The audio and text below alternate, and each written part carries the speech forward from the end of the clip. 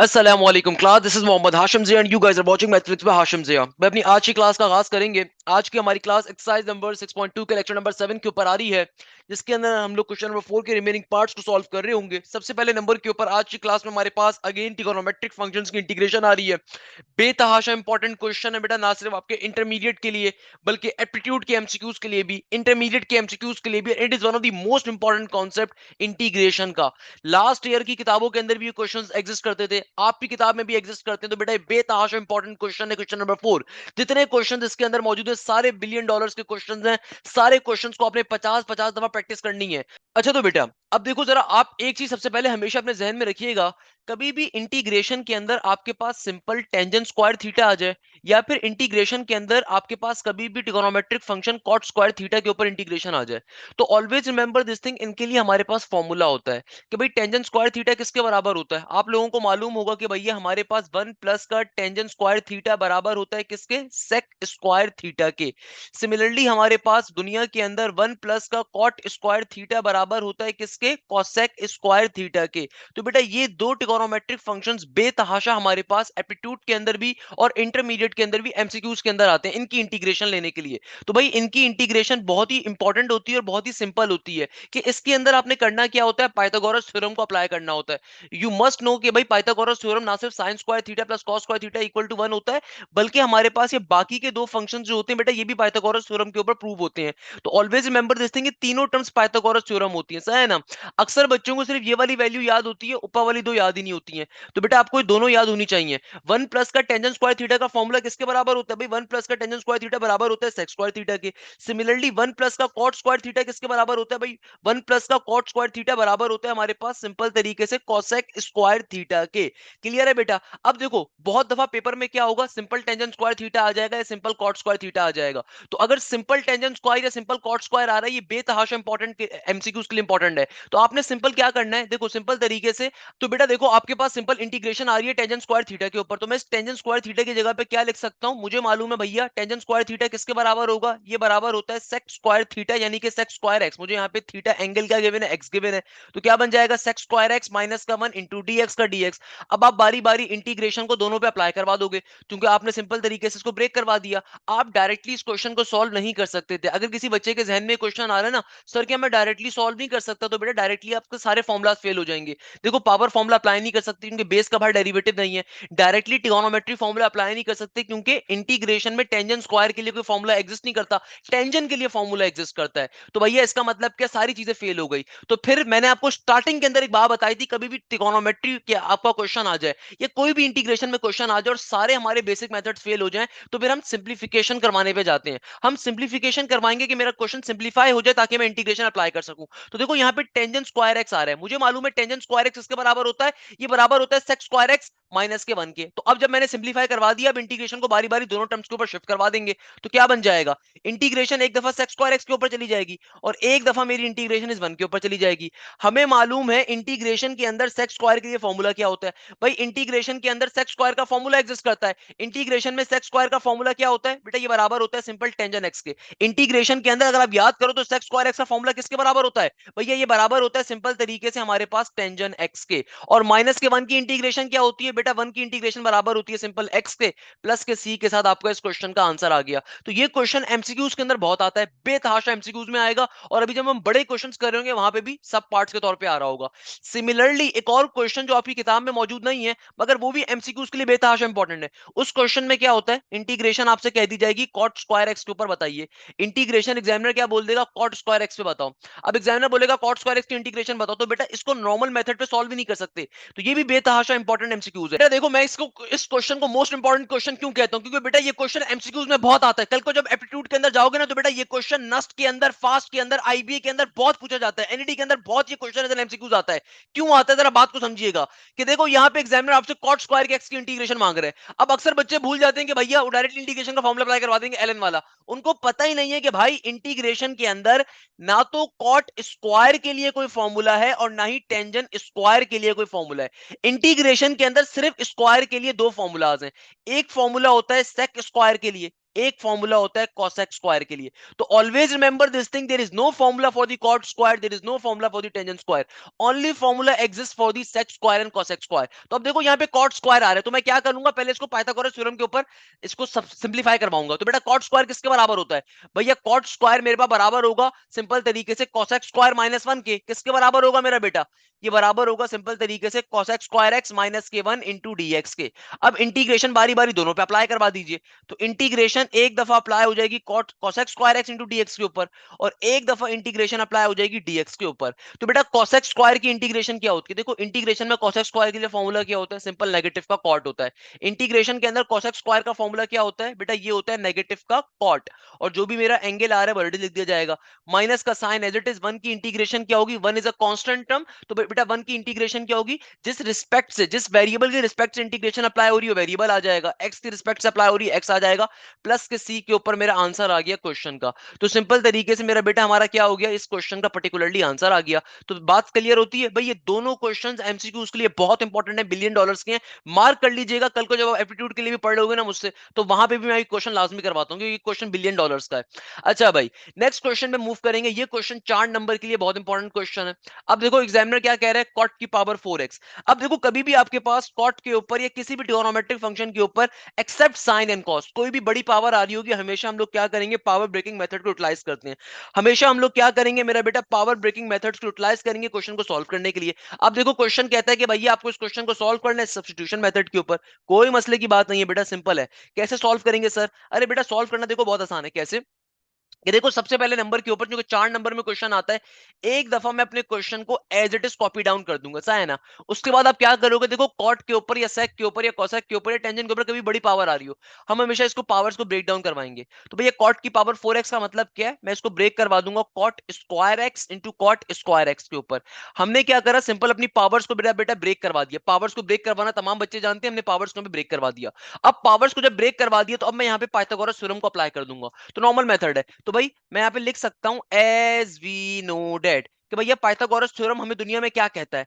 बेटा देखो Pythagoras theorem हमसे कहता है कि कॉट स्क्वायर थीटा किसके बराबर होता है भैया, कॉट स्क्वायर थीटा हमारे पास बराबर होता है सिंपल तरीके से वन प्लस का कॉट स्क्वायर थीटा बराबर होता है सेक स्क्वायर थीटा के। बाद तमाम बच्चे मानेंगे। तो भैया सिंपल कॉट स्क्वायर थीटा कहीं पे आ रहा है तो क्या आ जाएगा वहां पे आ जाएगा simple cosec square theta minus का वन। तो भैया आपकी चॉइस है, इनमें से किसी भी एक की वैल्यू को रिप्लेस करवा दो। तो यहाँ पे देखो एक कॉट स्क्वायर थीटा आ रहा है, तो उसकी जगह पे मैं क्या लिख सकता हूँ, कोसेक स्क्वायर थीटा माइनस का वन। तो मेरा क्वेश्चन क्या बन जाएगा, क्वेश्चन हो जाएगा इंटीग्रेशन का इंटीग्रेशन कॉट स्क्वायर एक्स, और एक कॉट स्क्वायर को मैं रिप्लेस करवा दूंगा पाइथागोरस थ्योरम के ऊपर। तो क्या बन जाएगा, ये हो जाएगा simple cosec square x minus का वन इंटू डीएक्स। इससे फायदा क्या हुआ, देखो जो काम हम साइन या कॉस में करते थे ना ऑड पावर के लिए, सेम काम कर रहे हैं कि बड़ी पावर आ रही है, पावर्स को ब्रेक करवा दिया, पावर्स को ब्रेक करवा दिया, पाइथागोरस थ्योरम को अप्लाई करवाया। अब क्वेश्चन को सिंप्लीफाई करवाने के लिए मैं ब्रैकेट्स को ओपन करवा दूंगा, ताकि ब्रैकेट्स क्या हो जाए, मल्टीप्लाई हो जाए। तो भैया ये कॉट स्क्वायर जाके अंदर वाली तमाम टर्म से मल्टीप्लाई हो जाएगा भाई। अब देखो हम सिंपल तरीके से ब्रैकेट को ओपन करवाएंगे, तो बेटा ये कॉट स्क्वायर जो है अंदर वाली दोनों टर्म से आगे क्या हो जाएगा, मल्टीप्लाई हो जाएगा। तो सिंपल तरीके से देखो क्या बन जाएगा, ये हो जाएगा हमारे पास cot square x into cosec square x minus का सिंपल तरीके से cot square x into dx का डीएक्स। तो हम लोगों ने क्या काम करा भैया, सिंपल तरीके से बाहर जो टर्म एग्जिस्ट कर रही थी वो अंदर वाली तमाम वैल्यूज से आके मल्टीप्लाई हो गई। अब क्या करेंगे, अब आप सिंपल तरीके से ब्रैकेट को ओपन करवा देंगे, इंटीग्रेशन को बारी बारी दोनों टर्म्स के ऊपर सेंड करवा देते हैं। तो बेटा देखो क्या बन जाएगा, ये हो जाएगा integration cot square x into cosec square x, integration cot square x into cosec square x into dx. Integration इस पूरी टर्म के ऊपर भी चली गई और इंटीग्रेशन इस पूरी टर्म के पास भी चली जाएगी। तो भैया इंटीग्रेशन बारी बारी दोनों टर्म्स के पास जाएगी। अच्छा मुझे ये बात बताने की जरूरत नहीं पड़नी चाहिए, बट हो सकता है कोई मासूम सा बच्चा उसको बात ना मालूम हो, वो बोले सर इंटीग्रेशन इसके पास क्यों नहीं गई, इसके पास क्यों नहीं गई, इसके पास क्यों नहीं गई। तो बेटा देखो ये कंप्लीट एक ही टर्म है, क्योंकि कभी भी अगर 3 या 4 या 10 टर्म भी मल्टीप्लाई हो रही होती है ना, वो एक ही टर्म कंसिडर होती है, और प्लस या माइनस के बाद वाली टर्म दूसरी टर्म होती है। तो इंटीग्रेशन एक दफा इस दूसरी टर्म के पास चली गई cot square x into dx के ऊपर। अब देखो इस टर्म की इंटीग्रेशन लेना तो पॉसिबल है। कैसे पॉसिबल है सर? भैया देखो, इंटीग्रेशन पे यहाँ पे पावर फॉर्मूला अप्लाई हो सकता है, और बेस अगर मेरी कॉट है तो कॉट का बाहर डेरिवेटिव, नेगेटिव का कोसेक या कोसेक एग्जिस्ट करता है एक तरीके से कोसेक स्क्वायर, सही है ना? While on the other and इसकी इंटीग्रेशन लेना अभी भी पॉसिबल नहीं है। अभी ये क्या बन रहा है? कॉट स्क्वायर एक्स बन रहा है। तो हम लोग क्या करेंगे, इसको फर्दर सिंप्लीफाई करवाएंगे। कैसे सर सिंप्लीफाई करवाएंगे? सर अब तो देखिए सर, यहाँ पे कॉट स्क्वायर एक्स आ गया, तो बेटा देखो मैंने आपको बात तभी ऊपर पढ़ाई थी, कभी भी इंटीग्रेशन कॉट स्क्वायर के ऊपर या टेंजेंट स्क्वायर पे अप्लाई हो रही होती है, वहां पे हमेशा हम पाइथागोरस थ्योरम को अप्लाई करते हैं, क्योंकि हमें मालूम है कॉट स्क्वायर थीटा किसके बराबर होता है? भैया ये बराबर होता है हमारे पास सिंपल तरीके से कोसेक स्क्वायर थीटा माइनस के 1 के। क्लियर है बेटा? तो यहाँ पे हम इसी फॉर्मूले को ओपन करवा देंगे। तो क्या बन गया, इधर आ जाएगा मेरा integration cot square x into cosec square x into dx, minus का साइन। तो सिंपल तरीके से कॉट स्क्वायर एक्स की जगह पे क्या आ जाएगा, पाइथागोरस थ्योरम अप्लाई कर दूंगा, तो कॉट स्क्वायर एक्स इसके बराबर होता है, ये बराबर होता है सिंपल तरीके से कोसेक स्क्वायर एक्स माइनस के 1 के, सही है ना? और अब फाइनली इस पूरी टर्म के ऊपर मैं इंटीग्रेशन को अप्लाई कर दूंगा, ब्रैकेट को ओपन करवाऊंगा, तो जाहिर सी बात है इंटीग्रेशन बारी बारी दोनों टर्म्स के ऊपर अप्लाई हो जाएगी। तो देखो यहाँ पे क्या बन गया, इधर बन गया सिंपल कॉट स्क्वायर एक्स। मैं भी डायरेक्टली इंटीग्रेशन अप्लाई नहीं कर सकता, क्योंकि क्वेश्चन में क्या है, सब्स्टिट्यूशन मेथड पे सॉल्व करना है, सही है ना? तो ये बन गया कॉट स्क्वायर एक्स, आगे क्या आ जाएगा, आगे आ जाएगा simple cosec square x into dx, minus का साइन एज इट इज, और इंटीग्रेशन हमारी बारी बारी दोनों टर्म्स के ऊपर अप्लाई हो जाएगी। इंटीग्रेशन एक दफा अप्लाई हो जाएगी कोसेक स्क्वायर एक्स के ऊपर इंटू डीएक्स के ऊपर, फिर एक दफा। अच्छा, अब एक और चीज का आपने ख्याल रखना है। देखो अक्सर बच्चे यहाँ पे गलती कर देंगे, मैं उस गलती को आइडेंटिफाई बताना चाहता हूँ आप लोगों को, ताकि आप आइडेंटिफाई कर लो, क्योंकि 99% बच्चा क्वेश्चन में गलती कर देगा कि देखो जब ये ब्रैकेट को ओपन करवाएगा ना, इंटीग्रेशन अप्लाई करवा देगा नेगेटिव के 1 के ऊपर। मेरा बेटा मगर अगर आप गौर से देखो तो बाहर भी नेगेटिव साइन था, तो जाहिर सी बात है जब ये ब्रैकेट ओपन होगा तो नेगेटिव की इंटीग्रेशन बेसिकली दोनों टर्म से अप्लाई हुई, सही है ना? तो ये नेगेटिव नेगेटिव क्या हो जाएगा, यहाँ पे प्लस का साइन बनेगा। अक्सर बच्चे इन छोटी छोटी बातों का ख्याल नहीं रखते और आपका एग्जामिनर क्वेश्चन पूरा गलत कर देगा। कोई अच्छा टीचर होगा तो हो सकता है 2-3 नंबर दे दे, मगर बाकी जो एक नॉर्मल मेरी तरह का सख्त एग्जामिनर होगा ना, सख्त चेकर होगा, वो आपका पूरा क्वेश्चन गलत कर देगा यहाँ पे। क्योंकि देखो ये छोटी छोटी बातें बड़ी इंपॉर्टेंट होती है, कि देखो जब आप ब्रैकेट को ओपन करवा रहे हो तो नेगेटिव का साइन भी तो अंदर जा रहा है ना, नेगेटिव का साइन भी तो अंदर जाके मल्टीप्लाई करेगा, नेगेटिव की इंटीग्रेशन थी। तो बेटा नेगेटिव का 1 के ऊपर जब इंटीग्रेशन अप्लाई होगी तो क्या बन जाएगा, प्लस की इंटीग्रेशन अप्लाई हो रही होगी 1 के ऊपर इंटू डीएक्स। कि देखो ये नेगेटिव का साइन भी बाहर एग्जिस्ट कर रहा है, तो नेगेटिव नेगेटिव क्या हो गया, प्लस हो गया। अब आप क्वेश्चन को सॉल्व कैसे करेंगे? अब देखो हमारे पास जिस फंक्शन का बाहर डेरिवेटिव कंप्लीट हो रहा होता है उसको हमेशा सब्स्टिट्यूट करवाते हैं, उसको हमेशा सपोज करवाते हैं, बाकी टर्म को नहीं करवाते। देखो अभी तक हम लोगों ने क्या काम करा, हम लोगों ने सिंपल तरीके से इंटीग्रेशन जो थी ना, ये इन दोनों टर्म्स के ऊपर अप्लाई करवा दी। हमने इस ब्रैकेट को ओपन करवाया तो इंटीग्रेशन एक दफा कोसेक स्क्वायर एक्स पे अप्लाई हो गई और एक दफा इंटीग्रेशन 1 पे अप्लाई हो गई, क्योंकि बाहर नेगेटिव साइन था तो जाहिर सी बात है अंदर का साइन भी क्या हो जाएगा, कन्वर्ट हो जाएगा। अब जरा बात को समझिएगा, क्वेश्चन सॉल्व कैसे करना है। देखो चूंकि क्वेश्चन 4 नंबर के लिए आएगा, आपको सब्स्टिट्यूशन मेथड पे सॉल्व करना लाजमी है। क्वेश्चन में लिखा हो ना लिखा हो, अगर 4 नंबर के लिए क्वेश्चन आ रहे तो you need to solve it on substitution method, ताकि आपके नंबर ऑफ स्टेप्स का इजाफा हो रहा हो। अब देखो सॉल्व कैसे करवाएंगे, जरा बात को समझिएगा। यहां पे अगर आप गौर से देखो तो 3 जगहों पे इंटीग्रेशन अप्लाई हो रही है, एक इधर और एक इधर, है ना भाई? ये बात समझ में आ रही है? अब देखो आपको ये बात मालूम है कि इस क्वेश्चन को आपको सब्स्टिट्यूशन पे मेथड पे सॉल्व करना है। इसका मतलब फंक्शन का बाहर जिसका डेरिवेटिव होगा उस फंक्शन को आप सपोज करवाओगे एक वेरिएबल के ऊपर और सब्स्टिट्यूट देन करवा रहे होगे। अब देखो यहां पे इस क्वेश्चन को अगर आप गौर से देखो, खाली कॉट एक्स का बाहर डेरिवेटिव नेगेटिव का कोसेक स्क्वायर एक्स एग्जिस्ट कर सकता है, यानी कि कॉट एक्स का बाहर डेरिवेटिव एग्जिस्ट कर रहा है। While on the other hand अगर मैं इस वाली इंटीग्रेशन को देखूं तो यहां पे कोसेक स्क्वायर एक्स है और cosec square x directly integration में फॉर्मूला होता है। सिमिलरली देखो यहां पे 1 आ रहा है, 1 का भी डायरेक्टली इंटीग्रेशन में फॉर्मूला होता है। इसका मतलब क्या हुआ कि भैया इन तीनों टर्म्स में से सिर्फ एक टर्म ऐसी है जिसके फंक्शन का बाहर डेरिवेटिव एग्जिस्ट करता है, अदरवाइज बाकी दो टर्म जिनके ऊपर इंटीग्रेशन अप्लाई हो रही है उनका मैं डायरेक्टली इंटीग्रेशन ले सकता हूं। तो हम लोग क्या स्टेप करेंगे कि देखो जिस फंक्शन का बाहर डेरिवेटिव कंप्लीट हो रहा है सिर्फ उसको सपोज करवाएंगे सब्स्टिट्यूशन मेथड के ऊपर, अदरवाइज बाकी दोनों टर्म्स को हम डायरेक्टली सॉल्व कर सकते हैं, क्योंकि जाहिर सी बात है ना, उनको सपोज थोड़ी करवा सकते हैं, उनका तो डायरेक्टली इंटीग्रेशन में फॉर्मूला अप्लाई हो रहा है। तो भैया सिंपल तरीके से देखो हमने क्या करना है, हम सिंपल तरीके से पहले तो इस फंक्शन का बाहर डेरिवेटिव कंप्लीट करवाऊंगा। तो भाई -1 से मल्टीप्लाई करवाया, -1 से डिवाइड करवाया, तो क्या बन जाएगा, ये हो जाएगा कॉट के ऊपर स्क्वायर एक्स, और यहां पे क्या हो जाएगा, नेगेटिव का cosec square x into d x. आगे देखो आगे क्या है, आगे मेरे पास integration directly cosec square x पे अप्लाई हो रही है, और हमें मालूम है कोसेक स्क्वायर के इंटीग्रेशन में फॉर्मूला होता है। कोसेक स्क्वायर का इंटीग्रेशन में फॉर्मूला किसके बराबर होता है बेटा, ये बराबर होता है नेगेटिव के कॉट एक्स के, नेगेटिव के कॉट एक्स के। तो हमने यहाँ पे डायरेक्टली इंटीग्रेशन को अप्लाई कर दिया। तो बेटा देखो हम लोगों ने सिंपल तरीके से cosec स्क्वायर एक्स की इंटीग्रेशन ले ली, क्यों ले ली? क्योंकि बेटा देखो सिंपल तरीके से cosec स्क्वायर एक्स पे डायरेक्टली इंटीग्रेशन अप्लाई हो सकती थी, इसलिए हमने डायरेक्टली अप्लाई कर दी। अब देखो प्लस का साइन आगे एज इट इज का एज इट इज, और वन की इंटीग्रेशन क्या होती है? One is a constant term, तो जिस वेरिएबल के रिस्पेक्ट से हमारे पास कांस्टेंट टर्म पे इंटीग्रेशन अप्लाई हो रही होती है वेरिएबल आ जाता है, सही है ना? तो हमने सिंपल तरीके से वन पे भी इंटीग्रेशन अप्लाई कर दी। अब मैं इस पूरी टर्म को इक्वेशन नंबर वन दे कह दूंगा, और अब सिंपल तरीके से सब्स्टिट्यूशन मेथड के ऊपर जिस फंक्शन का बाहर डेरिवेटिव कंप्लीट करवाया उसको सपोज करवा लेंगे। देखो कॉट एक्स का बाहर derivative cosec square x exist कर रहा है, तो हम सिंपल तरीके से क्या करेंगे, इसको सपोज करवा लेंगे वेरिएबल के ऊपर। तो फॉर एग्जांपल मैं यहां पे लिखूंगा let y is equal to cot x, यानी कि y किसके बराबर है? कॉट एक्स के बराबर है। तो इसका मतलब क्या होगा? इसका मतलब ये कि सिंपल तरीके से यहां पे डेरिवेटिव अप्लाई कर दिया जाएगा विद रिस्पेक्ट टू एक्स। तो बेटा क्या बन जाएगा? ये हो जाएगा dy by d x is equal to cot x का डेरिवेटिव क्या होता है? कॉट एक्स का डेरिवेटिव होता है नेगेटिव का cosec स्क्वायर एक्स। ये dx यहाँ पे डिवाइड हो रहा है, जाहिर सी बात है वहां पे आके क्या हो जाएगा? मल्टीप्लाई, तो इट विल बिकम नेगेटिव का cosec square x into d x, negative का cosec square x into d x, है ना बेटा? अब हम लोगों ने देखो काम क्या करना है, हम लोगों ने काम ये करना है कि भैया अब तमाम इन वैल्यूज को ढाकर इक्वेशन नंबर वन में प्लॉट करवा देंगे। तो आप इस जुमले को यहाँ पे लिखोगे, देखो एक एक जुमला आपको तरीके से लिखना है, मैं बार बार ये बात रिपीट करता हूँ। If you want 95 plus marks in maths, if you want 100 marks in maths, तो बेटा सिंपल तरीके से किसी फनकार टीचर से पढ़ने की जरूरत नहीं है, जो सिंपल आपको डायरेक्टली स्टेप्स के ऊपर करवा रहा है। भाई डायरेक्टली करके आओगे ना काम, आपको 60 नंबर 80 नंबर भी नहीं मिलेंगे, कंफर्म आपको कह रहा हूं। आपको स्टेप बाय स्टेप चीजों को लिखना होता है ताकि एग्जामिनर को एक एक बात पता चले, सही है ना? तो putting these values in equation number 1, putting these values in equation number 1, putting these values in equation number 1। अब देखो इक्वेशन नंबर वन क्या बन जाएगी? नेगेटिव का साइन, इंटीग्रेशन का सिंबल। हमें मालूम है कि भैया कॉट एक्स किसके बराबर है? वाई के बराबर है, तो ऊपर आ गया वाई का स्क्वायर। और देखो ये वाली जो वैल्यू आ रही है नेगेटिव का cosec square x into d x, ये किसके बराबर है? ये बराबर है सिंपल तरीके से डी वाई के, सही है ना? आगे माइनस का साइन एज इट इज, आगे देखो आगे ब्रैकेट ओपन बेशक करवा दो तो माइनस माइनस क्या हो जाएगा? ये हो जाएगा सिंपल प्लस का कॉट एक्स, और आगे प्लस का एक्स एज इट इज का एज इट इज।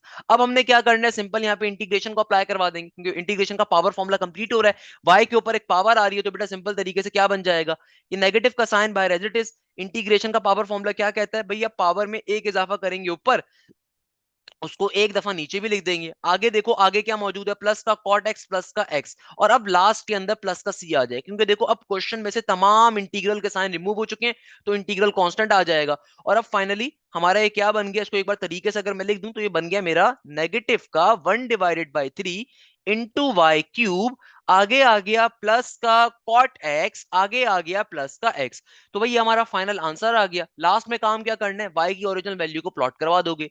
तो now putting, yeah, now replacing the value of y, now replacing back the value of y, now replacing back the value of y, कि भैया अब मैं y की value को क्या करवा रहा हूं? रिप्लेस बैक करवा रहा हूं। Now replacing back the value of y, तो बेटा क्या बन जाएगा? हमें मालूम है y की वैल्यू किसके बराबर है? y की वैल्यू हमने सपोज करवाई थी cot x के बराबर है। भाई y की वैल्यू किसके बराबर थी? y की वैल्यू cot x के बराबर थी ना, तो जहां जहां y आ रहा है वहां पे cot x आ जाएगा। तो क्या बन गया? नेगेटिव का 1/3, इस y की जगह पे क्या आ जाएगा? सिंपल cot x का cot x, और देखो ऊपर पावर इसकी क्या है? क्यूब का क्यूब। आगे क्या है? आगे आ रहा है प्लस का कॉट एक्स, और उसके आगे क्या है? प्लस का एक्स। तो ये फाइनल फाइनल फाइनल इस क्वेश्चन का हमारा क्या आ जाएगा? आंसर आ जाएगा, और हमारा क्वेश्चन फाइनली क्या हो गया? सॉल्व हो गया। मुझे बताइए बेटा इस क्वेश्चन में क्या मसले की बात है भाई? क्या प्रॉब्लम की बात है इस क्वेश्चन में? किसी भी बच्चे को किसी भी किस्म का मसला, तो भाई कमेंट सेक्शन में लाजमी जवाब दो बेटा, इस क्वेश्चन में क्या प्रॉब्लम की बात है? बच्चों की तरह हमारा क्वेश्चन क्या हो गया? सॉल्व हो गया। तो कौन कहता है भाई इंटीग्रेशन मुश्किल है? बेटा it is one of the most important question, I am already telling you. Question number 4 कि एक एक पार्ट बड़ा इंपॉर्टेंट है। इस एक्सरसाइज से अगर कोई क्वेश्चन पेपर में आ सकता है, क्वेश्चन नंबर 4 के पार्ट्स होंगे जो आपको शॉर्ट में और डिटेल में आ रहे होंगे, तो one of the most important question है। अगर लेक्चर अच्छा लगा, अच्छा डिस्क्रिप्शन के अंदर आपको ड्राइव के अंदर तमाम लेक्चर्स के वो भी मिल जाएगी, पीडीएफ फाइल भी मिल जाएगी। अगर लेक्चर अच्छा लग रहा है, लेक्चर समझ में आ रहा है, तो बेटा लेक्चर के लिंक को अपने दोस्तों के साथ, अपने कॉलेज के, अपने कोचिंग के, अपने स्कूल के ग्रुप के अंदर लाजमी शेयर करना है, और उनको उनको बताना है कि सर हाशिम ने बहुत डिटेल के अंदर तमाम चीजों को समझाया हुआ है। अब देखो नेक्स्ट क्वेश्चन क्या आ रहा है? अरे भाई बिलियन डॉलर्स का क्वेश्चन है। भाई इस क्वेश्चन को मार्क कर लो बेटा, इस क्वेश्चन को मार्क कर लो, और कहीं किताब पे लिख दो कि सर हाशिम ने कहा ये क्वेश्चन लाजमी आएगा पेपर में। भाई one of the most important question है, बिलियन डॉलर्स का क्वेश्चन है, बिलियन डॉलर्स का। एग्जामिनर कहता है कि भाई इंटीग्रेशन के अंदर टेंजेंट की पावर 7x इंटू डीएक्स, कहता है सॉल्व करो। यार ये क्वेश्चन तकरीबन हर दूसरे साल पूछा जाता है, कभी ये टेंजेंट की पावर 5x पे आ जाएगा, कभी ये टेंजेंट की पावर 7x पे आ जाएगा। ये क्वेश्चन बिलियन डॉलर्स का है। ये क्वेश्चन टेंजेंट की पावर 7x पे बहुत आता है, नहीं तो टेंजेंट की पावर 5x पे आ जाएगा। तो भाई टेंजेंट की पावर 7x का क्वेश्चन अगर मैं करवा रहा हूं तो मैं आपको एक होमवर्क दे देता हूं। आप लोगों ने घर जाके क्या करना है, भले घर पे तो बैठे हुए हो, टेंजेंट की पावर 5x में खुद से सॉल्व करना है। ये मेरी तरफ से गिफ्ट है। देखो अगर मुझसे तालीम हासिल कर रहे हो ना, मैं होमवर्क नहीं देता, मैं अपने शागिर्दों को गिफ्ट देता हूं। और गिफ्ट का मकसद क्या होता है कि भाई जो मेरा शागिर्द जिंदगी में आगे बढ़ना चाहता है उसके लिए तोहफा है, उसके लिए तोहफा है सिर्फ, बाकी किसी को करने की जरूरत नहीं है। भाई जो चाहता है बाकी अपने माँ बाप को खुश करना, किसी मुकाम पे पहुंचने, तोहफे में सिर्फ उसके लिए देता हूं, है ना भैया। बाकी बच्चों के लिए नॉर्मल क्लास का काम है। अब देखो क्वेश्चन क्या कह रहा है, इंटीग्रेशन टेंजेंट की पावर 7x। अगर तुम्हें ये क्वेश्चन समझ में आ गया ना बेटा, बिलीव मी ये क्वेश्चन सेम पैटर्न पे सॉल्व होगा। तो आइए जरा इस क्वेश्चन को समझते हैं। देखो कभी भी तुम्हारे पास टेंजन हो, सेक हो, कोसेक हो, कॉट हो, कुछ भी हो, तुम्हारे पास इवन पावर है, उनके ऊपर ऑड पावर है, दोनों एक ही पैटर्न पे सॉल्व होते हैं। क्या होता है भैया, तुम्हारे पास कभी भी जो है ना साइन और कॉस के अलावा कोई भी ट्रिगोनोमेट्रिक फंक्शन इंटीग्रेशन में आ जाए, उस पर हायर पावर आ रही हो, हमेशा तुमने क्या करना है, पावर को ब्रेक करना है, पाइथागोरस थ्योरम को अप्लाई करना है, सिंप्लीफिकेशन बस करवाओगे और सिंपल तरीके से सब्स्टिट्यूशन मेथड पे क्वेश्चन सॉल्व हो जाएगा। अब आप बोलोगे सर कैसे, सर आपने तो इतना सिंपल करके बता दिया, कैसे सॉल्व करेंगे। देखो मेरा बेटा, सबसे पहले नंबर के ऊपर मैं क्या करूंगा, अपने क्वेश्चन को एज इट इज एक दफा खूबसूरती से लिख देता हूं। भाई आपको मालूम है ना, पहला स्टेप हमेशा क्या होता है, क्वेश्चन को एज इट इज लिखना। अब देखो टेंजेंट की पावर 7x आ रही है, तो मैं क्या करता हूं, इस पावर को ब्रेक करवा देता हूं। पावर को ब्रेक कैसे करवाऊंगा, एक इवन पावर एक ऑड पावर के ऊपर। कैसे कि देखो मैं सिंपल तरीके से इसको कर देता हूं। मैं इसको पावर को ब्रेक करवाना है, इधर मैं ले आता हूं टेंजेंट की पावर 6x और इधर मैं ले आता हूं सिंपल टेंजेंट एक्स का टेंजेंट एक्स इंटू डीएक्स का डीएक्स, सही है ना। अगर टेंजेंट की पावर 5x आ रहा है तो आप क्या कर दोगे, ब्रेक करवाओगे टेंजेंट की पावर 4x और टेंजेंट एक्स के ऊपर, सिंपल इज दैट, सही है ना। अच्छा, अब क्या करेंगे सर, अब देखो सिंपल सा काम है, आपके पास टेंशन की पावर 6x बन रहा है, आपने इसको फर्दर ब्रेक करवाना है। कैसे करवाओगे बेटा, देखो हमारे मालूम है कि हमारे पास मैथ्स में कॉन्सेप्ट होता है। सर क्या कॉन्सेप्ट होता है, पावर पावर ऑलवेज मल्टीप्लाई। तो भैया अगर मैं यहाँ पे टेंजेंट स्क्वायर एक्स लिख दूं और बाहर एक क्यूब लिख दूं, किसी को प्रॉब्लम तो नहीं है ना, आप बोलोगे नहीं सर कोई प्रॉब्लम नहीं है। तो भैया हमने क्या करा, इसको ऐसे ब्रेक करवाया कि अंदर मेरे पास टेंजेंट स्क्वायर एक्स बन जाए, बाहर क्यूब आ जाए। क्योंकि देखो मैंने आपको बात पहले भी बताई थी, लेट सपोज कहीं पे लिखा हुआ है ए की पावर 12, तो ए की पावर 12 को क्या मैं ऐसे करके लिख सकता हूं, ए की पावर 4 बाहर क्यूब। बेटा बिल्कुल लिख सकते हैं, क्योंकि always remember this thing, power power always multiply. तो कभी भी दो पावर्स जो होती है ना, वो हमेशा आपस में मल्टीप्लाई करती है, तो वापस से टेंजेंट 6 ही बन रहा होगा, है ना। और देखो बाहर क्या आ रहा है, बाहर आ रहा है टेंजेंट एक्स इंटू डीएक्स का डीएक्स। अब इससे फायदा क्या होगा, यहाँ पे पाइथागोरस थ्योरम अप्लाई करना आसान हो जाएगा। अगर कोई बच्चा कहता है सर क्या मैं अंदर क्यूब रख सकता था और बाहर स्क्वायर, तो बेटा रख तो आप सकते थे मगर आगे सॉल्व नहीं कर पाते, क्योंकि देखो टेंजेंट क्यूब पाइथागोरस थ्योरम पे कैसे अप्लाई करते फिर आप, सही है ना। तो इसका मतलब क्या है, हमने तभी अंदर स्क्वायर रखा ताकि यहाँ पे हम लोग फॉर्मूला अप्लाई कर सकते। कौन सा फॉर्मूला सर, भैया पाइथागोरस थ्योरम का, एज वी नो डेट। क्या sir, as we know that, भैया हमें मालूम है 1 प्लस का टेंजेंट स्क्वायर एक्स किसके बराबर होता है, भैया ये बराबर होता है सेक स्क्वायर एक्स के। तो भैया इस टेंजेंट स्क्वायर एक्स की जगह पे मैं क्या लिख सकता हूं, इसकी जगह पे मैं लिख सकता हूं इंटीग्रेशन का इंटीग्रेशन, टेंजेंट स्क्वायर एक्स की जगह पे क्या आ जाएगा, ये आ जाएगा सेक स्क्वायर एक्स माइनस का 1, बाहर क्या है, बाहर क्यूब है, इंटू टेंजन एक्स का tangent x into dx. Sir अब क्या करेंगे, सर ये तो बहुत मुश्किल बन गया। अरे भाई कुछ मुश्किल नहीं बना, अभी जिंदगी आसान तुम्हारे लिए बना दी जाएगी इंशाल्लाह ताला। अब देखो हमने यहाँ पे अभी तक क्या काम कर दिया, सिंपल टेंजेंट स्क्वायर एक्स की जगह के ऊपर पाइथागोरस थ्योरम को अप्लाई कर दिया, सेक्स स्क्वायर थीटा माइनस का 1 बन गया। अब बाहर क्या है, क्यूब, और अंदर और उसके बाहर क्या आ रहा है, टेंजन एक्स। अब देखो अब क्या करना है, अब मैंने यहाँ पे सिंपल अलजेब्रा का फॉर्मूला अप्लाई करवाना है, क्योंकि a माइनस बी का क्या आ रहा है, बाहर होल क्यूब। अब देखो मेरा बेटा हमें मालूम है as we know that, a minus b का होल क्यूब किसके बराबर होता है, दो फॉर्मुलाज होते थे मेरे पास, a माइनस बी के होल क्यूब के दो तरह के फॉर्मुलाज होते हैं। एक फॉर्मूला क्या होता है, एक फॉर्मूला हमारे पास होता है ए माइनस बी का whole cube is equal to a cube minus का बी क्यूब माइनस का 3ab, और ब्रैकेट के अंदर क्या होता है, ए माइनस का बी। और इसका एक और एडवांस वर्जन होता है कि अगर मैं इस ब्रैकेट को ओपन करवा दूं तो बेसिकली हम वो यूज कर रहे होंगे, तो इसलिए मैं यहाँ पे लिख रहा हूं ताकि आपको बात समझ में आ जाए। वो क्या होता है, ए क्यूब माइनस का बी क्यूब, ये माइनस का 3ab जब ए से मल्टीप्लाई होगा तो इट विल बिकम माइनस का 3a स्क्वायर बी, और माइनस माइनस प्लस का 3ab स्क्वायर। तो कहने का मकसद क्या है, देखो कहने का मकसद ये है कि बेटा हमने सिंपल क्या करना है, इसी फॉर्मूले को यहाँ पे यूटिलाइज करना है। कि देखो यहाँ पे मेरे पास ये ए क्यूब माइनस के बी का फॉर्मूला जो अप्लाई हो रहा है, यहाँ पे यही फॉर्मूला अप्लाई कर रहे होंगे कि भैया देखो ए माइनस बी का होल क्यूब किसके बराबर होता है, ए क्यूब माइनस का बी क्यूब माइनस का 3a square B into plus के अंदर हमारे पास होता है सिंपल 3ab स्क्वायर। तो देखो बेटा ये आपकी जो पहली वाली टर्म आ रही है ये ए है, ये दूसरी वाली टर्म क्या है जो नेगेटिव का 1 है ये बी है। हमने क्या करना है, इस फॉर्मूले को अप्लाई करवा देंगे तो क्या बन बन जाएगा? देखो बाहर अभी इंटीग्रेशन का इंटीग्रेशन एज इट इज, इनको इंटीग्रेशन को भी अप्लाई नहीं कर सकते, तभी सिंप्लीफाई करवा रहे हैं। तो बेटा आगे क्या हो जाएगा, देखो ए की वैल्यू क्या है, ए बराबर है सेक्स स्क्वायर के, है ना भैया? तो क्या बन जाएगा, ये हो जाएगा सेक्स स्क्वायर एक्स का होल क्यूब।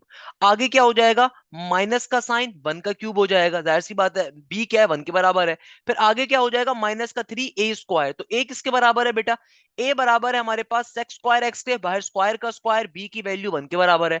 आगे प्लस का साइन है, ए की वैल्यू क्या है, ए बराबर है हमारे पास सिंपल तरीके से सेक्स स्क्वायर एक्स के, और बी यानी कि वन का स्क्वायर एज इट इज का एज इट इज, सही है ना बेटा?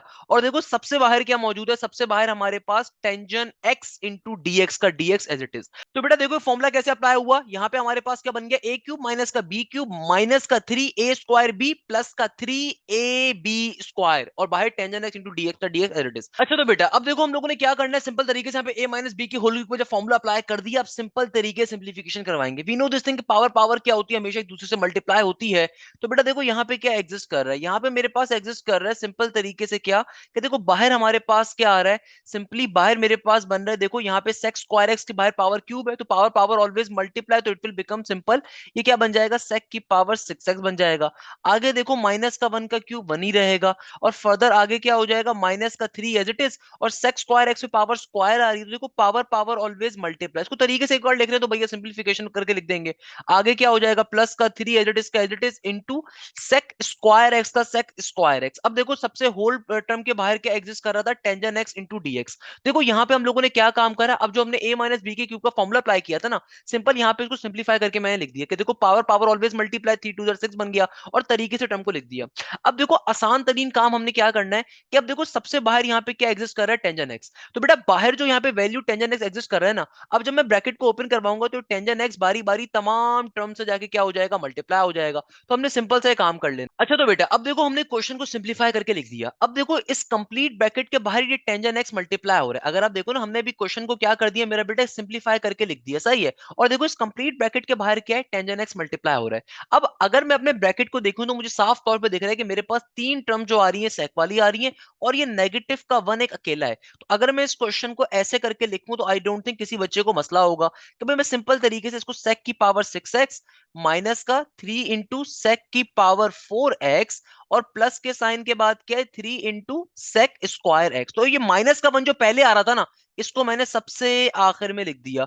और देखो बाहर क्या मौजूद है, बाहर मौजूद है simple tangent x into dx का डीएक्स। देखो मैंने क्या करा, क्वेश्चन को एक दफा तरीके से लिख दिया कि जो मेरे पास एक जैसी टर्म्स आ रही है उनको मैंने एक साइड पे लिख दिया, और जो रिमेनिंग नेगेटिव वन है खाली अकेली टर्म, उसको एक साइड पे लिख दिया। अब मैं क्या करता हूं, अब मैं ब्रैकेट को सिंप्लीफाई करवा देता हूं, कि भैया मैं सेक्स स्क्वायर वाली टर्म्स को एक साथ रहने देता हूं, और नेगेटिव वन को ब्रैकेट से बाहर निकाल देता हूं, और टेंजन एक्स को अंदर वाली तमाम टर्म से मल्टीप्लाई करवा देता हूं। मैंने क्या कहा, मैंने आपसे कहा कि देखो मेरा बेटा यहाँ पे सिंपल हमने a माइनस बी के होल क्यूब का फॉर्मूला जब अप्लाई किया, तो अप्लाई करने के बाद सिंपल सिंप्लीफाई करके क्वेश्चन को लिख दिया, सिंप्लीफाई करके अपनी टर्म्स को लिख दिया। अब देखो जो एक जैसी टर्म्स थी ना, जो सेक वाली टर्म्स थी, उनको मैंने एक साथ लिख दिया, और ये नेगेटिव वन जो पहले आ रहा था इसको मैंने अकेले से बाद में लिख दिया। अब देखो बाहर क्या हो रहा है, बाहर टेंजन एक्स पूरे ब्रैकेट से मल्टीप्लाई हो रहा है। तो अगर मैं इसको ऐसे करके लिखूं, कैसे करके सर, भैया मैं इसको अगर ऐसे करके लिखूं कि मेरे पास देखो ब्रैकेट के अंदर क्या है, सेक की पावर सिक्स एक्स माइनस का थ्री इंटू सेक की पावर फोर एक्स, और आगे क्या आ रहा है, आगे आ रहा है प्लस का three into sec square x. तो बेटा अब जरा गौर से देखो कि अगर मैं क्वेश्चन को तरीके से लिखूं, देखो तरीके से कैसे लिखूंगा, कि भैया मेरे पास सिंपल तरीके से देखो ब्रैकेट के अंदर क्या आ रहा है, ये आ रहा है सेक की पावर सिक्स एक्स, आगे क्या है माइनस का थ्री इंटू सेक की पावर फोर एक्स, आगे क्या आ रहा है, प्लस का three into sec square x. और ये टेंजन एक्स को मैं इस ब्रैकेट से भी मल्टीप्लाई करवा देता हूं, और माइनस के साइन के बाद टेंजन एक्स को वन से भी मल्टीप्लाई करवा देता हूं, और बाहर क्या है, बाहर डीएक्स का डीएक्स। देखो ये स्टेप मैंने क्या करा है मेरा बेटा, बहुत सिंपल सा स्टेप किया है। अदरवाइज अगर आप चाहो तो ब्रैकेट ओपन करवा के भी टेंजन एक्स को तमाम वैल्यू से मल्टीप्लाई करवा सकते हो, but it could become a very difficult thing for you. तो मैंने एक सिंपल फॉर्म में लिख दिया। देखो हमने क्या काम करा, जरा बात समझिएगा मेरा बेटा। देखो हमने जब यहाँ पे ए माइनस बी के होल क्यूब का फॉर्मुला अप्लाई करवाया था ना, तो फॉर्मुला अप्लाई करवाने के बाद मैंने टर्म्स को एक जैसी टर्म्स को एक साथ लिख दिया, यानी कि जो सेक वाली टर्म्स आ रही थी उनको मैंने पहले लिख दिया, और ये जो माइनस का वन एक कांस्टेंट है उसको मैंने अलग से लिख दिया। अब देखो बाहर जो टेंजन एक्स था, ये चूंकि तमाम ब्रैकेट की तमाम वैल्यूज से मल्टीप्लाई हो रहा है, ये ब्रैकेट की तमाम वैल्यूज से मल्टीप्लाई हो रहा है, हमें बात दिख रही है साफ तौर पे। तो भैया हमने क्या करा, टेंजन एक्स को जो सेक वाली टर्म्स थी उसके ब्रैकेट के बाहर शिफ्ट कर दिया, ताकि जब ये ब्रैकेट ओपन होगा तो टेंजन एक्स तमाम इंडिविजुअल टर्म से मल्टीप्लाई हो जाएगा, और टेंजन एक्स को नेगेटिव के 1 से भी मल्टीप्लाई कर दिया तो टेंजन एक्स बन। सपोज बेटा मैं आपको बात समझाने के लिए एक एग्जांपल देता हूं। फॉर एग्जांपल देखो, मेरे पास एक वैल्यू है a माइनस बी माइनस का k प्लस का 4। लेट सपोज मेरे पास ये 4-5 टर्म्स हैं जो ब्रैकेट के अंदर प्लस माइनस की फॉर्म में है, और बाहर लेट सपोज 9 है जो कि इन तमाम टर्म से क्या हो रहा है, मल्टीप्लाई हो रहा है। अब देखो फॉर एग्जांपल, अगर ये 9 जो है ये अंदर वाली तमाम वैल्यूज से मल्टीप्लाई हो रहा है, मैं इसको चाहता हूं कि अंदर वाली टर्म से मल्टीप्लाई करवाऊं, तो भैया हो सकता है कि भाई मुझे फॉर एग्जांपल अपने क्वेश्चन के अंदर नीड है कि यार a माइनस बी जो है ना एक साथ ही रहे, और k प्लस 4 से मल्टीप्लाई करवाना है। तो भाई देखो, दुनिया में कोई भी वैल्यू अगर ब्रैकेट के बाहर टर्म से मल्टीप्लाई हो रही होती है ना, ये अंदर वाली तमाम टर्म से एक्चुअल में मल्टीप्लाई हो रही है। तो इसको मैं ऐसे करके क्या लिख सकता हूं, a माइनस का b इंटू 9,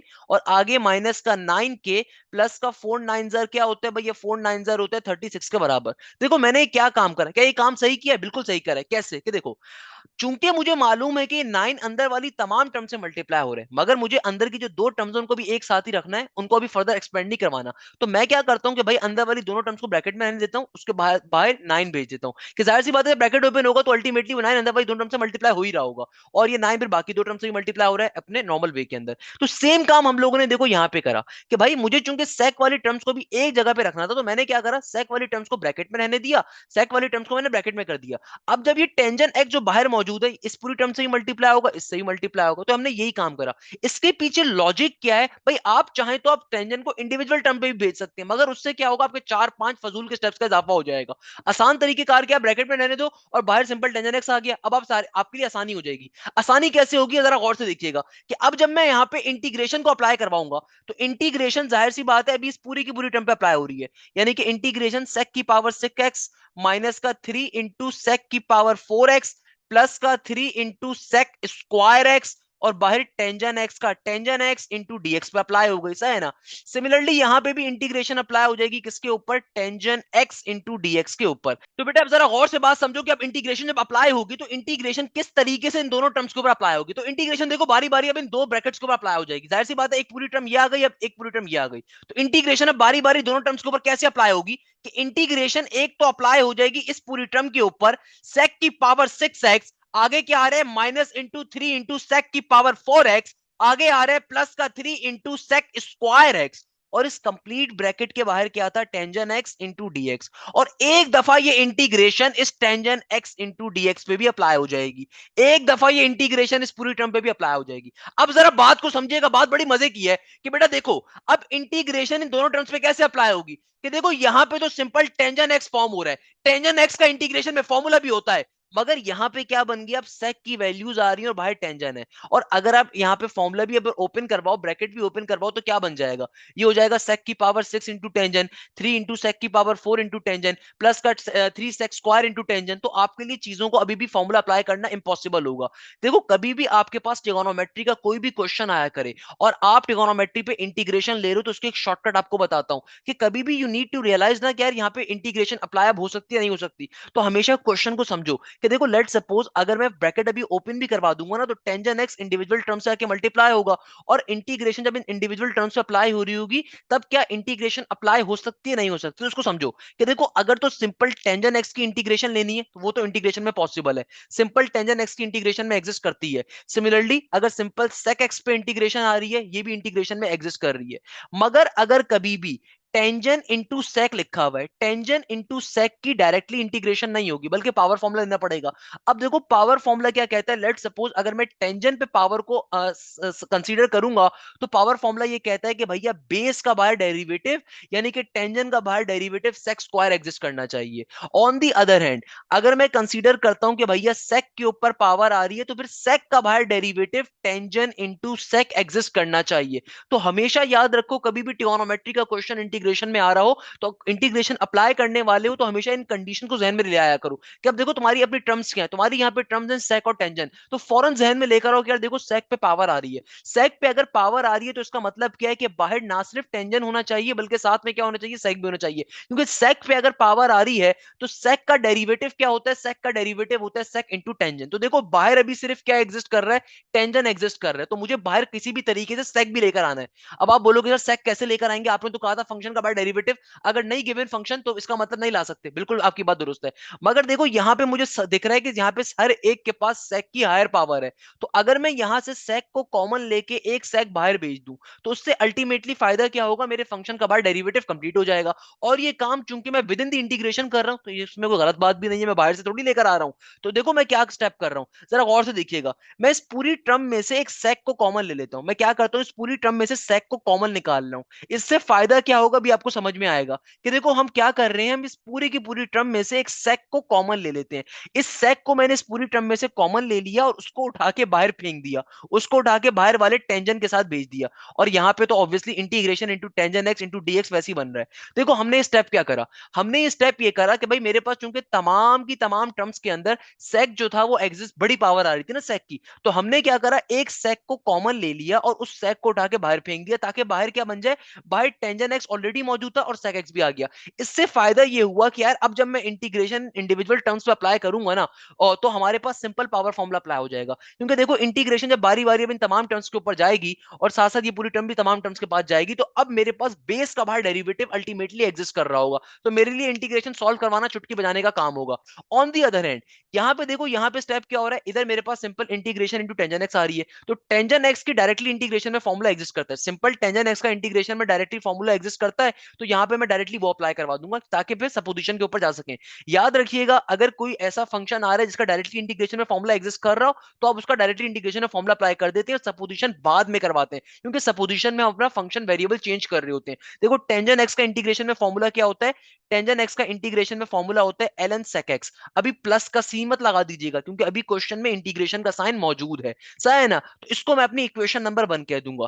क्यों इक्वेशन नंबर 1 कह दूंगा, क्यों देखो मेरे फंक्शन का बाहर डेरिवेटिव एग्जिस्ट करता है, मेरे फंक्शन का बाहर डेरिवेटिव क्या, चूंकि पावर फॉर्मूला अप्लाई करना है तो फंक्शन का बाहर derivative sec into tangent exist कर रहा है, तो मैं अब सिंपल तरीके से इसको सपोजिशन के ऊपर सपोज करवाऊंगा। तो मैं लिखूंगा let y is equal to, हमने सिंपल सेक एक्स को मैंने वाई के बराबर सपोज करवा लिया। देखो जिस फंक्शन का डेरिवेटिव एग्जिस्ट कर रहा होता है उसी को सपोज करवाते हैं। हमारे पास सेक एक्स का डेरिवेटिव एग्जिस्ट कर रहा है, क्या डेरिवेटिव होता है, सेक इंटू टेंजन। हो सकता है कि बच्चा बोले सर ये तो पूरी टर्म आ रही है, तो सर पूरी टर्म का डेरिवेटिव थोड़ी एग्जिस्ट कर रहा है। अरे मेरे प्यारे बेटे जब मैं ब्रैकेट को ओपन करवाऊंगा तो जाहिर सी बात है ना, इंटीग्रेशन बारी बारी तमाम टर्म्स के पास जाएगी और ये वैल्यू भी तमाम टर्म्स के पास जाएगी, तो आपके फंक्शन का अल्टीमेटली डेरिवेटिव एग्जिस्ट कर रहा होगा, सही है ना। अब हमने क्या कहा भाई, हमने कह दिया simple y is equal to sec x, और अब सिंपल तरीके से यहाँ पे डेरिवेटिव ले लेंगे, तो बेटा क्या बन जाएगा, derivative with respect to x, तो क्या हो जाएगा भैया, ये हो जाएगा dy by d x is equal to sec x का डेरिवेटिव क्या होता है, सेक एक्स का डेरिवेटिव में फॉर्मूला होता है simple sec x into tangent x, किसके बराबर होता है, sec x into tangent x के बराबर में। ये dx देखो यहाँ पे डिवाइड हो रहा है, वहां पे मल्टीप्लाई हो जाएगा, तो it will become dy is equal to sec x into tangent x into d x. अब देखो हमने करना क्या है, अब फाइनली अपनी इक्वेशन में जहां जहां हमारी वैल्यूज आ रही है उनको प्लॉट करवा देंगे, तो इस बात को यहाँ पे लिखेंगे, क्या लिखेंगे मेरा बेटा, कि now putting all the values in equation number 1, तो इस जुमले को यहां पे लिख दीजिए, putting putting values in equation number 1, putting values in equation number 1, यानी कि सिंपल तरीके से इक्वेशन नंबर 1 में तमाम वैल्यूज को प्लॉट करें। बेटा आखिर में दोबारा पूरा क्वेश्चन एक्सप्लेन कर दूंगा, पहले क्वेश्चन समझ लो। क्वेश्चन बिलियन डॉलर्स का है, बिलियन डॉलर्स का, पाकिस्तान का पूरा कर्जा उतर सकता है, इतना इंपॉर्टेंट क्वेश्चन है। अब सिंपल तरीके से हम लोगों ने क्या करना है, तमाम वैल्यूज को इक्वेशन नंबर 1 में प्लॉट कर देना है। तो भैया देखो इक्वेशन नंबर 1 क्या बन जाएगी, ये हो जाएगा इंटीग्रेशन का इंटीग्रेशन, यहां पे देखो बाहर ब्रैकेट था, ब्रैकेट का ब्रैकेट। अब देखो sec x को हमने किसके बराबर सपोज किया, y के बराबर, तो y की पावर क्या है, 5 के बराबर। आगे देखो आगे क्या है, माइनस का 3 एज इट इज, क्या as it is, sec cube x है, अगेन sec x को हमने y के बराबर सपोज किया है, पावर में क्यूब का क्यूब। आगे आ रहा है प्लस का 3 एज इट इज, क्या एज इट इज, और sec x की जगह पे क्या आ जाएगा मेरा बेटा, y का y आ जाएगा, सही है ना। अच्छा अब देखो ये जो sec x into tangent x into dx था, ये हमने किसके बराबर आ गया, ये dy के बराबर आ रहा है, तो यहाँ पे dy का dy आ गया।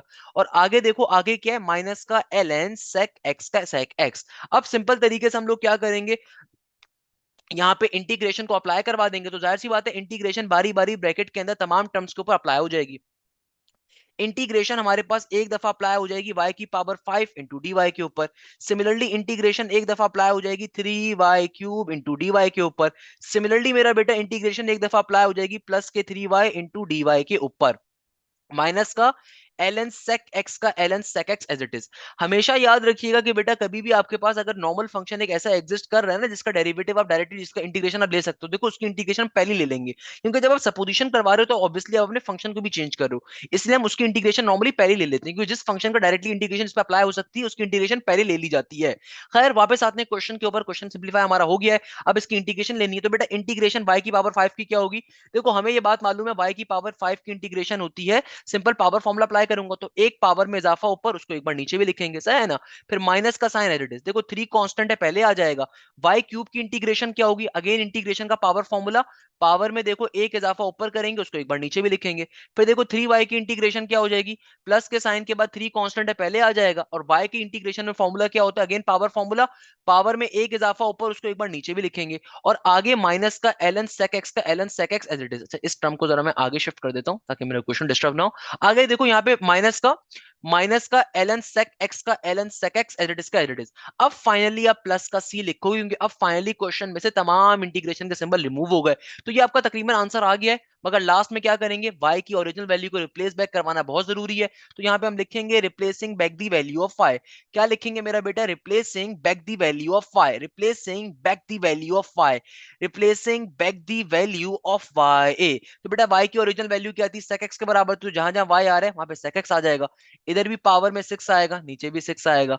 माइनस का 3 इंटू वाई की जगह पे क्या आ जाएगा? y की जगह पे आ जाएगा sec x होल पावर में 4, नीचे डिवीजन में आ जाएगा 4 का 4, आगे आ जाएगा प्लस का 3 वाई स्क्वायर, तो y की जगह पे क्या आ जाएगा? y की जगह पे आ जाएगा sec स्क्वायर x, और नीचे होल डिवीजन में आ जाएगा 2 का 2। आगे क्या आ जाएगा? आगे आ जाएगा सिंपल माइनस का ln sec x प्लस का c। तो ये फाइनल फाइनल फाइनल हमारे क्वेश्चन का आंसर आ रहा होगा, इसको मैं मार्क भी कर देता हूं। तो भैया लास्ट में अगर पेपर में आपके पास टाइम बच रहा हो तो हमेशा क्वेश्चंस को मार्क कर दिया करें, उसके ऊपर डब्बे बना दिया करें, मगर लास्ट में कुछ बच्चे होते हैं हर क्वेश्चन के साथ ही कर होते हैं, बट हर क्वेश्चन के साथ करने में टाइम जाया होगा, सही है ना भैया? तो ये हमारा क्या आ गया? इस क्वेश्चन का फाइनल आंसर आ गया। इस तरीके से हमारा क्वेश्चन क्या हो गया? सॉल्व हो गया। मैं पूरे क्वेश्चन को दोबारा रिपीट कर देता हूँ, क्योंकि बाय द वे टेंजेंट की पावर 5 वाले क्वेश्चन को आपने सॉल्व करना है, वो भी वैसे सेम पैटर्न के ऊपर सॉल्व होगा। कैसे सॉल्व करोगे? जाहिर सी बात है ये क्वेश्चन सॉल्व होगा टेंजेंट की power 4x into tangent x के ऊपर। टेंजेंट की पावर 4 को फर्दर सिंप्लीफाई करोगे, क्या बन जाएगा? ये हो जाएगा tangent square x whole power में स्क्वायर आ जाएगा, सही है ना? बाहर टेंजेंट एक्स का टेंजेंट एडिस मौजूद है। अब टेंजेंट स्क्वायर एक्स का फॉर्मूला ओपन करवाओगे तो क्या बन जाएगा? ये हो जाएगा simple sec square x minus का 1 बाय होल स्क्वायर का होल स्क्वायर, और यहाँ पे फिर a माइनस बी के होल स्क्वायर का फॉर्मूला अप्लाई करोगे, तो a माइनस बी का होल स्क्वायर क्या होता है? ए स्क्वायर माइनस का 2ab प्लस का बी स्क्वायर। अब फिर सिंपल तरीके से यहाँ पे जो बाहर टेंजेंट एक्स होगा अंदर वाली वैल्यू से मल्टीप्लाई करवाओगे, या फिर सिंपल तरीके से डायरेक्टली इस पैटर्न पे सॉल्व करवा लोगे, दोनों तरीकों से सॉल्व करवा सकते हो कि सिंपल वे में इसको ओपन करवाओगे, ओपन करवाने के बाद चीजों को सिंप्लीफाई करवा रहे होगे, तो यहाँ पे फिर इस तरीके से लेके चल रहे हो, तो ये बन जाएगा तुम्हारे पास, मैं डायरेक्टली बता देता हूँ, ये हो जाएगा सेक की पावर 4x, आगे हो जाएगा माइनस का 2 सेक स्क्वायर एक्स, और आगे हो जाएगा प्लस का 1, और एक बाहर टेंजेंट एक्स एग्जिस्ट कर रहा होगा। तो भैया सिंपल तरीके से दो तरीके हैं सॉल्व करवाने के, या तो टेंजेंट एक्स को तमाम वैल्यू से मल्टीप्लाई करवा देना और फिर सिंप्लीफिकेशन पे चले जाना, या फिर दूसरा तरीका ये कि तुम ब्रैकेट के अंदर रखे रहने देना सेक की पावर 4x माइनस के 2 सेक स्क्वायर एक्स को, एक टेंजेंट एक्स यहाँ भेज देना, एक टेंजेंट एक्स 1 के ऊपर भेज देना, और अब डायरेक्टली यहाँ से कॉमन लेके सेक को बाहर निकालना, फिर सब्स्टिट्यूशन करवा के सॉल्व कर लेना, या फिर डायरेक्टली तुम टेंजेंट को तमाम वैल्यू शेयर कर देना। दोनों सूरतों पे क्वेश्चन सॉल्व कर सकते हो, मगर इस क्वेश्चन को आपने खुद से सॉल्व करना है, सेम लास्ट वाले क्वेश्चन के पैटर्न पे सॉल्व होगा।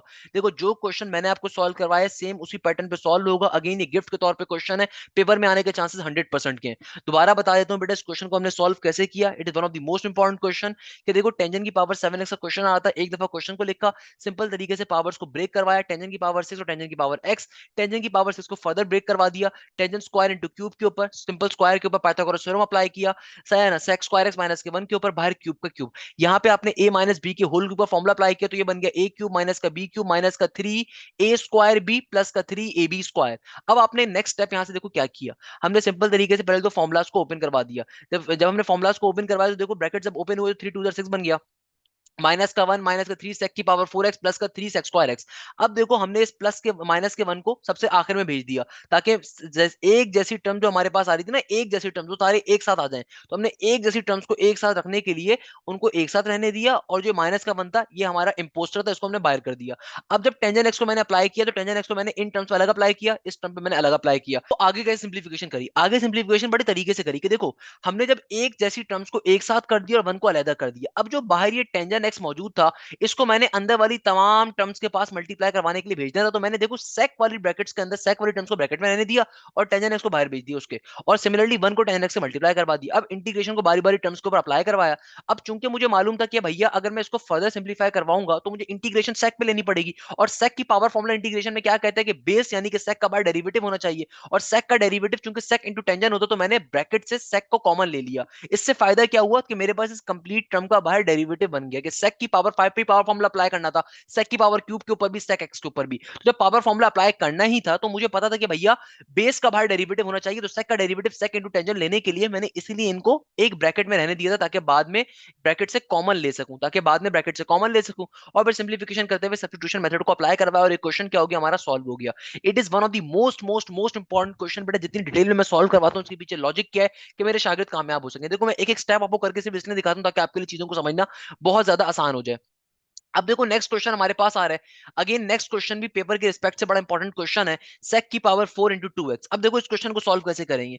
अगेन बहुत इंटरेस्टिंग क्वेश्चन है, आपके पास कभी भी आ जाए क्वेश्चन इस तरह के कॉन्सेप्ट आ जाए ना, अब देखो सॉल्व करने का पैटर्न क्या होगा, बहुत सिंपल है कि सेक की पावर 4x आ रहा है, सेक के ऊपर कॉस, कॉसेक के ऊपर, टेंजेंट के ऊपर, कॉट के ऊपर, साइन और कॉस के अलावा कभी भी किसी भी टर्म के ऊपर हायर पावर आ रही है ट्रिगोनोमेट्री में, इसकी इंटीग्रेशन लेनी है। सिंपल वे में क्या करोगे बेटा, सिंपल वे में इंटीग्रेशन को अप्लाई करवाओगे। पहले के सबसे पहले नंबर के ऊपर तो क्वेश्चन को आपने एज इट इज एक दफा लिख देना है, सर लिख दिया, अब क्या काम करें। अब देखो काम, दूसरा काम क्या है, दूसरा काम आपका ये है कि भैया आप सिंपल पावर्स को ब्रेक करवा दिया जाए। तो पावर्स को ब्रेक कैसे करवाएंगे, ये बन गया सेक स्क्वायर 2x, आगे क्या आ जाएगा, आगे भी आ जाएगा मेरे पास simple sec square 2x into dx का dx। आगे क्या करेंगे, अब हम लोगों ने सिंपल तरीके से सेक की पावर 4x को दो हिस्सों में ब्रेक कर दिया। हम लोगों ने क्या करा भाई, पावर आ रही है, हायर पावर आ रही है, डायरेक्टली दो हिस्सों में ब्रेक कर दिया। मैंने आपको एक कॉन्सेप्ट दिया था, कभी भी सेक के ऊपर या फिर कोसेक के ऊपर अगर स्क्वायर की पावर आ रही हो तब तो हम डायरेक्टली इंटीग्रेशन का फॉर्मूला अप्लाई कर सकते हैं, मगर यहाँ पे देखो पावर क्या आ रही है, स्क्वायर से बड़ी आ रही है, बड़ी पावर आ रही है, इसीलिए हमने इनकी पावर्स को ब्रेक कर दिया। अब देखो चूंकि मेरे पास सेक के ऊपर, कोसेक के ऊपर कभी भी 2 से बड़ी पावर आ जाए ना, किसी भी फंक्शन के ऊपर 2 से बड़ी, हमेशा वहां पे हम क्या करते हैं, पाइथागोरस थ्योरम को अप्लाई करते हैं। अब हमें मालूम है, एज वी नो डेट कि भैया मेरे पास पाइथागोरस थ्योरम क्या होता है। पाइथागोरस थ्योरम हमारा बड़ा सिंपल सा है, ये थ्योरम कहता है कि भैया 1 प्लस का टेंजेंट स्क्वायर थीटा बराबर होता है किसके, ये बराबर होता है सेक स्क्वायर थीटा के। अब देखो हम लोगों ने क्या करना है, सिंपल तरीके से मुझे साफ तौर पे दिख रहा है यहाँ पे पाइथागोरस थ्योरम को मैं अप्लाई कर दूंगा, तो बेटा क्या बन जाएगा, देखो इंटीग्रेशन का इंटीग्रेशन यहाँ पे आ जाएगा सेक स्क्वायर 2x का सेक स्क्वायर 2x, और इस सेक स्क्वायर 2x की जगह पे मैं क्या अप्लाई कर रहा हूँ, पाइथागोरस थ्योरम। देखो आप में से कोई बच्चा हो सकता है सोच रहा हो सर इंटीग्रेशन में तो सेक स्क्वायर का डायरेक्टली फॉर्मूला होता है। अरे तो अल्लाह के बंदे, अभी तुम अप्लाई थोड़ी करवा सकते हो, क्योंकि देखो यहाँ पे दो सेक स्क्वायर आपस में मल्टीप्लाई हो रहे हैं ना, या सेक की पावर 4 है, तो भैया इंटीग्रेशन में सेक स्क्वायर के लिए फॉर्मूला है, सेक की पावर 4 के लिए फॉर्मूला थोड़ी है। You can not apply the formula, मैंने आपको बात पहले ही बताई थी कि देखो इंटीग्रेशन जो है ना एक ब्रिज की मानंद है, अगर ब्रिज मिलेगा तो अप्लाई होगी, ब्रिज नहीं मिलेगा तो अंधा कुआं है। हो सकता है कि बच्चा बोले सर क्या मैं इसको ऐसे नहीं कर सकता कि सेक स्क्वायर 2x कर दूं और ऊपर पावर पे स्क्वायर कर दूं फिर इंटीग्रेशन को अप्लाई करवा दूं। बेटा तब भी ये वही चीज बन रही है कि देखो इंटीग्रेशन इस पे अप्लाई तब होगा ना जब ये दीवारें हटेंगी, दीवारें स्क्वायर की हैं, जो स्क्वायर अगर हटेगा ऊपर से तभी तो इंटीग्रेशन सेक स्क्वायर पे अप्लाई हो रही होगी। तो याद रखिएगा कि भैया ऐसे डायरेक्टली कोई फनकारी नहीं करनी हमने, जब तक अप्लाई नहीं हो सकता हम अप्लाई नहीं कर सकते, इसका मतलब है। तो भैया सेक स्क्वायर के ऊपर इसीलिए पाइथागोरस थ्योरम अप्लाई करें ताकि सिंप्लीफाई हो जाए, ताकि प्लस माइनस की फॉर्म में कन्वर्ट करना आसान हो जाए। अब देखो इस सेक स्क्वायर का फॉर्मूला क्या होता है, हमें मालूम है भैया, ये बराबर होता है किसके, ये बराबर होता है 1 प्लस के टेंजेंट स्क्वायर एंगल के। तो भैया 1 प्लस का टेंजेंट स्क्वायर, देखो मेरे पास सेक स्क्वायर का एंगल क्या है, 2x के बराबर, तो यहाँ पे टेंजेंट स्क्वायर का एंगल भी आ जाएगा 2x के बराबर, और बाहर dx का dx एज इट इज। अब जब मैं फॉर्मूला अप्लाई करवाऊंगा तो जाहिर सी बात है कैसे अप्लाई होगा, बाहर वाली टर्म अंदर वाली दोनों टर्म से जाके ब्रैकेट के अंदर मल्टीप्लाई हो जाएगी। तो इट शुड बिकम, यहाँ पे क्या हो जाएगा, इधर हो जाएगा सिंपल सेक स्क्वायर 2x, आगे क्या हो जाएगा, प्लस के साइन के बाद इधर हो जाएगा simple sec square 2x into tangent square 2x into dx का dx। अभी देखो हम लोगों ने क्या काम करा, हम लोगों ने सिंपल तरीके से ब्रैकेट्स को ओपन करवा दिया, तो ब्रैकेट जब ओपन हो गए तो वैल्यू आ गई। अब फाइनली मैं इंटीग्रेशन को दोनों टर्म्स के ऊपर शिफ्ट करवा दूंगा। तो बेटा देखो इंटीग्रेशन एक दफा अप्लाई हो जाएगी हमारे पास simple sec square 2x into dx के ऊपर, और सिमिलरली एक दफा जो हमारी इंटीग्रेशन साहब है ये अप्लाई हो जाएंगे sec square 2x into tangent square 2x के ऊपर, और देखो बाहर dx का dx एज इट इज है। अब जरा पहले बात को समझो, क्या दोनों टर्म्स में इंटीग्रेशन अप्लाई हो सकती है, आइए देख लेते हैं। भैया देखो सेक स्क्वायर के ऊपर तो इंटीग्रेशन डायरेक्टली अप्लाई हो सकती है, क्योंकि हमें मालूम है कि इंटीग्रेशन के अंदर सेक स्क्वायर एंगल का फॉर्मूला होता है, किसके बराबर होता है भैया, सेक स्क्वायर एंगल का फॉर्मूला, अगर तो एंगल का बाहर डेरिवेटिव एग्जिस्ट करता है तो ये फॉर्मूला बराबर होता है सिंपल तरीके से हमारे पास टेंजन स्क्वायर एंगल के, तो टेंजन स्क्वायर एंगल के बराबर होता है प्लस के सी के ऊपर, पहली चीज। सिमिलरली हमारे पास यहाँ पे क्या होगा, अगर देखो मुझे यहाँ पे फॉर्मूला अप्लाई करना है तो भैया मैं देखूंगा कि भैया किसका बाहर डेरिवेटिव कंप्लीट हो सकता है। अब देखो अगर sec square x into tangent square x आ रहा है, तो इसका मतलब क्या है कि देखो सेक पे भी पावर है, टेंजन पे भी पावर है, तो एक किसी एक पे पावर फॉर्मूला अप्लाई कर सकते हो। अब फॉर एग्जांपल अगर मैं सेक की पावर को कंसीडर करता हूं तो भैया फिर बेस यानी कि सेक बनेगा, तो सेक का बाहर डेरिवेटिव सेक इंटू टेंजन होना चाहिए। और अगर मैं टेंजन की पावर कंसीडर करते हुए टेंजन की रिस्पेक्ट से फॉर्मूला अप्लाई करना चाहूं पावर फॉर्मूला, तो उस सूरत में क्या होगा, उस सूरत में ये होगा कि भैया अगर मैं टेंजन के ऊपर पावर एग्जिस्ट करूं तो यानी कि टेंजन स्क्वायर एक्स, तो भैया टेंजन जो बेस है उसका बाहर डेरिवेटिव सेक स्क्वायर एंगल, और फिर एंगल का डेरिवेटिव 2x एग्जिस्ट करना चाहिए। दोनों सूरतों के अंदर मेरे डेरिवेटिव यहां पे कंप्लीट हो रहे हैं, मगर एंगल का डेरिवेटिव एग्जिस्ट नहीं कर रहा, तो वो पहले आपको लेकर आना पड़ेगा। अब आप सोच रहे होंगे सर एंगल के डेरिवेटिव का क्या मतलब है, तो भैया जरा गौर से समझो कि अगर मैं यहां पे फॉर्मूला अप्लाई करवाना चाहता हूं डायरेक्टली सेक स्क्वायर एंगल का, तो भैया हमें एंगल का बाहर डेरिवेटिव बनाना पड़ेगा। तो भैया डायरेक्टली पहले तो आप एंगल का डेरिवेटिव यहां पे लेकर आ जाओ, सही है ना भैया। यहाँ पे क्या बन गया, देखो सेक स्क्वायर 2x और एंगल का डेरिवेटिव क्या हो जाएगा मेरा बेटा 2x के बराबर। देखो हमने क्या काम करा, हमारे पास सिंपल तरीके से इंटीग्रेशन बारी बारी दोनों टर्म्स के ऊपर अप्लाई हमने कर दी ना। अब देखो जब इसके ऊपर फॉर्मूला अप्लाई करवाना है तो याद करो कि मैंने आपसे क्या कहा था, मैंने आपसे कहा था कभी भी अगर हमें फंक्शन का डेरिवेटिव अप्लाई करना है, फंक्शन पे फॉर्मूला अप्लाई करवाना है, तो एंगल का डेरिवेटिव होना जरूरी है। अब देखो चूंकि यहाँ पे सेक स्क्वायर का इंटीग्रेशन में डायरेक्टली फॉर्मूला एग्जिस्ट करता है, तो एंगल का बाहर डेरिवेटिव होना कंपलसरी है, होगा तो फॉर्मूला अप्लाई होगा। तो एक चीज तो ये हो गई। सिमिलरली यहां पे देखो, अगर मैं यहां पे भी यही चीज लेके चलता हूं कि भैया मेरे पास यहां पे क्या आ रहा है, मेरे पास यहां पे आ रहा है, अब देखो गौर से देखो यहां पे मेरे पास दो फंक्शंस आ रहे हैं, एक आ रहा है सेक स्क्वायर एंगल और एक आ रहा है टेंजेंट स्क्वायर एंगल। आपकी चॉइस है, आप इनमें से किसी के ऊपर भी फॉर्मूला अप्लाई करवा सकते हो, सही है ना। मगर लेट सपोज मैं टेंजेंट स्क्वायर एक्स के ऊपर फॉर्मूला अप्लाई करवाता हूं, मैं टेंजेंट स्क्वायर एक्स के ऊपर पावर फॉर्मूला अप्लाई करवाता हूं, तो फिर बेस का बाहर डेरिवेटिव होना चाहिए। बेस क्या होगी मेरी, टेंजेंट 2x। टेंजेंट 2x का डेरिवेटिव क्या होगा, टेंजेंट 2x का डेरिवेटिव होगा सेक स्क्वायर 2x, और फिर एंगल का डेरिवेटिव होगा 2 के बराबर। तो अभी देखो यहां पे भी एंगल का डेरिवेटिव नहीं है, तो इसीलिए पहले मल्टीप्लाई डिवाइड करके लेकर आ जाएंगे। इसीलिए पहले क्या करेंगे बेटा, मल्टीप्लाई डिवाइड करके लेकर आ जाएंगे ताकि एंगल का डेरिवेटिव बन जाए, और फिर फाइनली मैं सब्स्टिट्यूशन मेथड के ऊपर जिस टर्म का मैंने बाहर डेरिवेटिव कंप्लीट करवाया उसको सिंप्लीफाई करवाऊंगा। अब देखो मैंने फाइनली इसकी बेस का बाहर डेरिवेटिव कंप्लीट करवा दिया है, कि टेंजेंट 2x का बाहर डेरिवेटिव क्या होना चाहिए था, sec square 2x into angle complete करवा दिया। अब फाइनली मैं सब्स्टिट्यूट करवा सकता हूं, मगर सब्स्टिट्यूशन पे जाने से पहले यहां पे चूंकि डायरेक्टली फॉर्मूला अप्लाई हो रहा है, तो यहां पे डायरेक्टली फॉर्मूला अप्लाई करवा दो। तो क्या बन जाएगा, देखो ये हाफ का हाफ हो गया, और सेक स्क्वायर एंगल का इंटीग्रेशन में फॉर्मूला हमारे पास बराबर होता है सिंपल, ये बराबर होता है टेंजन इंटू एंगल के। जो भी सेक स्क्वायर के साथ एंगल आ रहा था बेटा, टेंजन के साथ वही एंगल आ गया। आगे सिंपल ही क्या हो गया, प्लस का हाफ एज इट इज का एज इट इज, और इंटीग्रेशन का सिंबल। आगे आ रहा है मेरे पास tangent square 2x into sec square 2x into 2 into dx। देखो हमने क्या काम करा, हमने सिंपल तरीके टेंजेंट वाली वैल्यू को पहले ही दी, क्योंकि इसका हमने बाहर डेरिवेटिव कंप्लीट करवा दिया है, इसका हमने बाहर चूंकि डेरिवेटिव कंप्लीट करवा दिया, तो अब सब्स्टिट्यूशन मेथड पे चले जाएंगे। तो मैं क्या लिखूंगा बेटा, मैं लिखूंगा let y is equal to, देखो जिस फंक्शन का बाहर डेरिवेटिव बनाया जाता है उसी को सपोज करवाया जाता है। चूंकि हमने टेंजेंट 2x का बाहर डेरिवेटिव कंप्लीट करवाया है, तो इसी को मैं सपोज करवा लूंगा एक फंक्शन y के ऊपर, और अब फाइनली इसका डेरिवेटिव ले लूंगा। तो क्या बन जाएगा मेरा बेटा, ये हो जाएगा derivative with respect to x। तो यहां पे आ जाएगा सिंपल dy बाई dx। ये किसके बराबर हो जाएगा, टेंजेंट 2x का डेरिवेटिव के अंदर फॉर्मूला होता है, टेंजेंट 2x का डेरिवेटिव के अंदर क्या फॉर्मूला होता है, सेक स्क्वायर एंगल, और फिर एंगल का डेरिवेटिव 2 आ गया। तो फाइनली हमारे पास dy की वैल्यू बराबर आ जाएगी, किसके बराबर आ जाएगी, सेक स्क्वायर 2 एंगल इंटू 2, और ये dx जो यहाँ पे डिवाइड हो रहा था वहां पे आके मल्टीप्लाई हो जाएगा।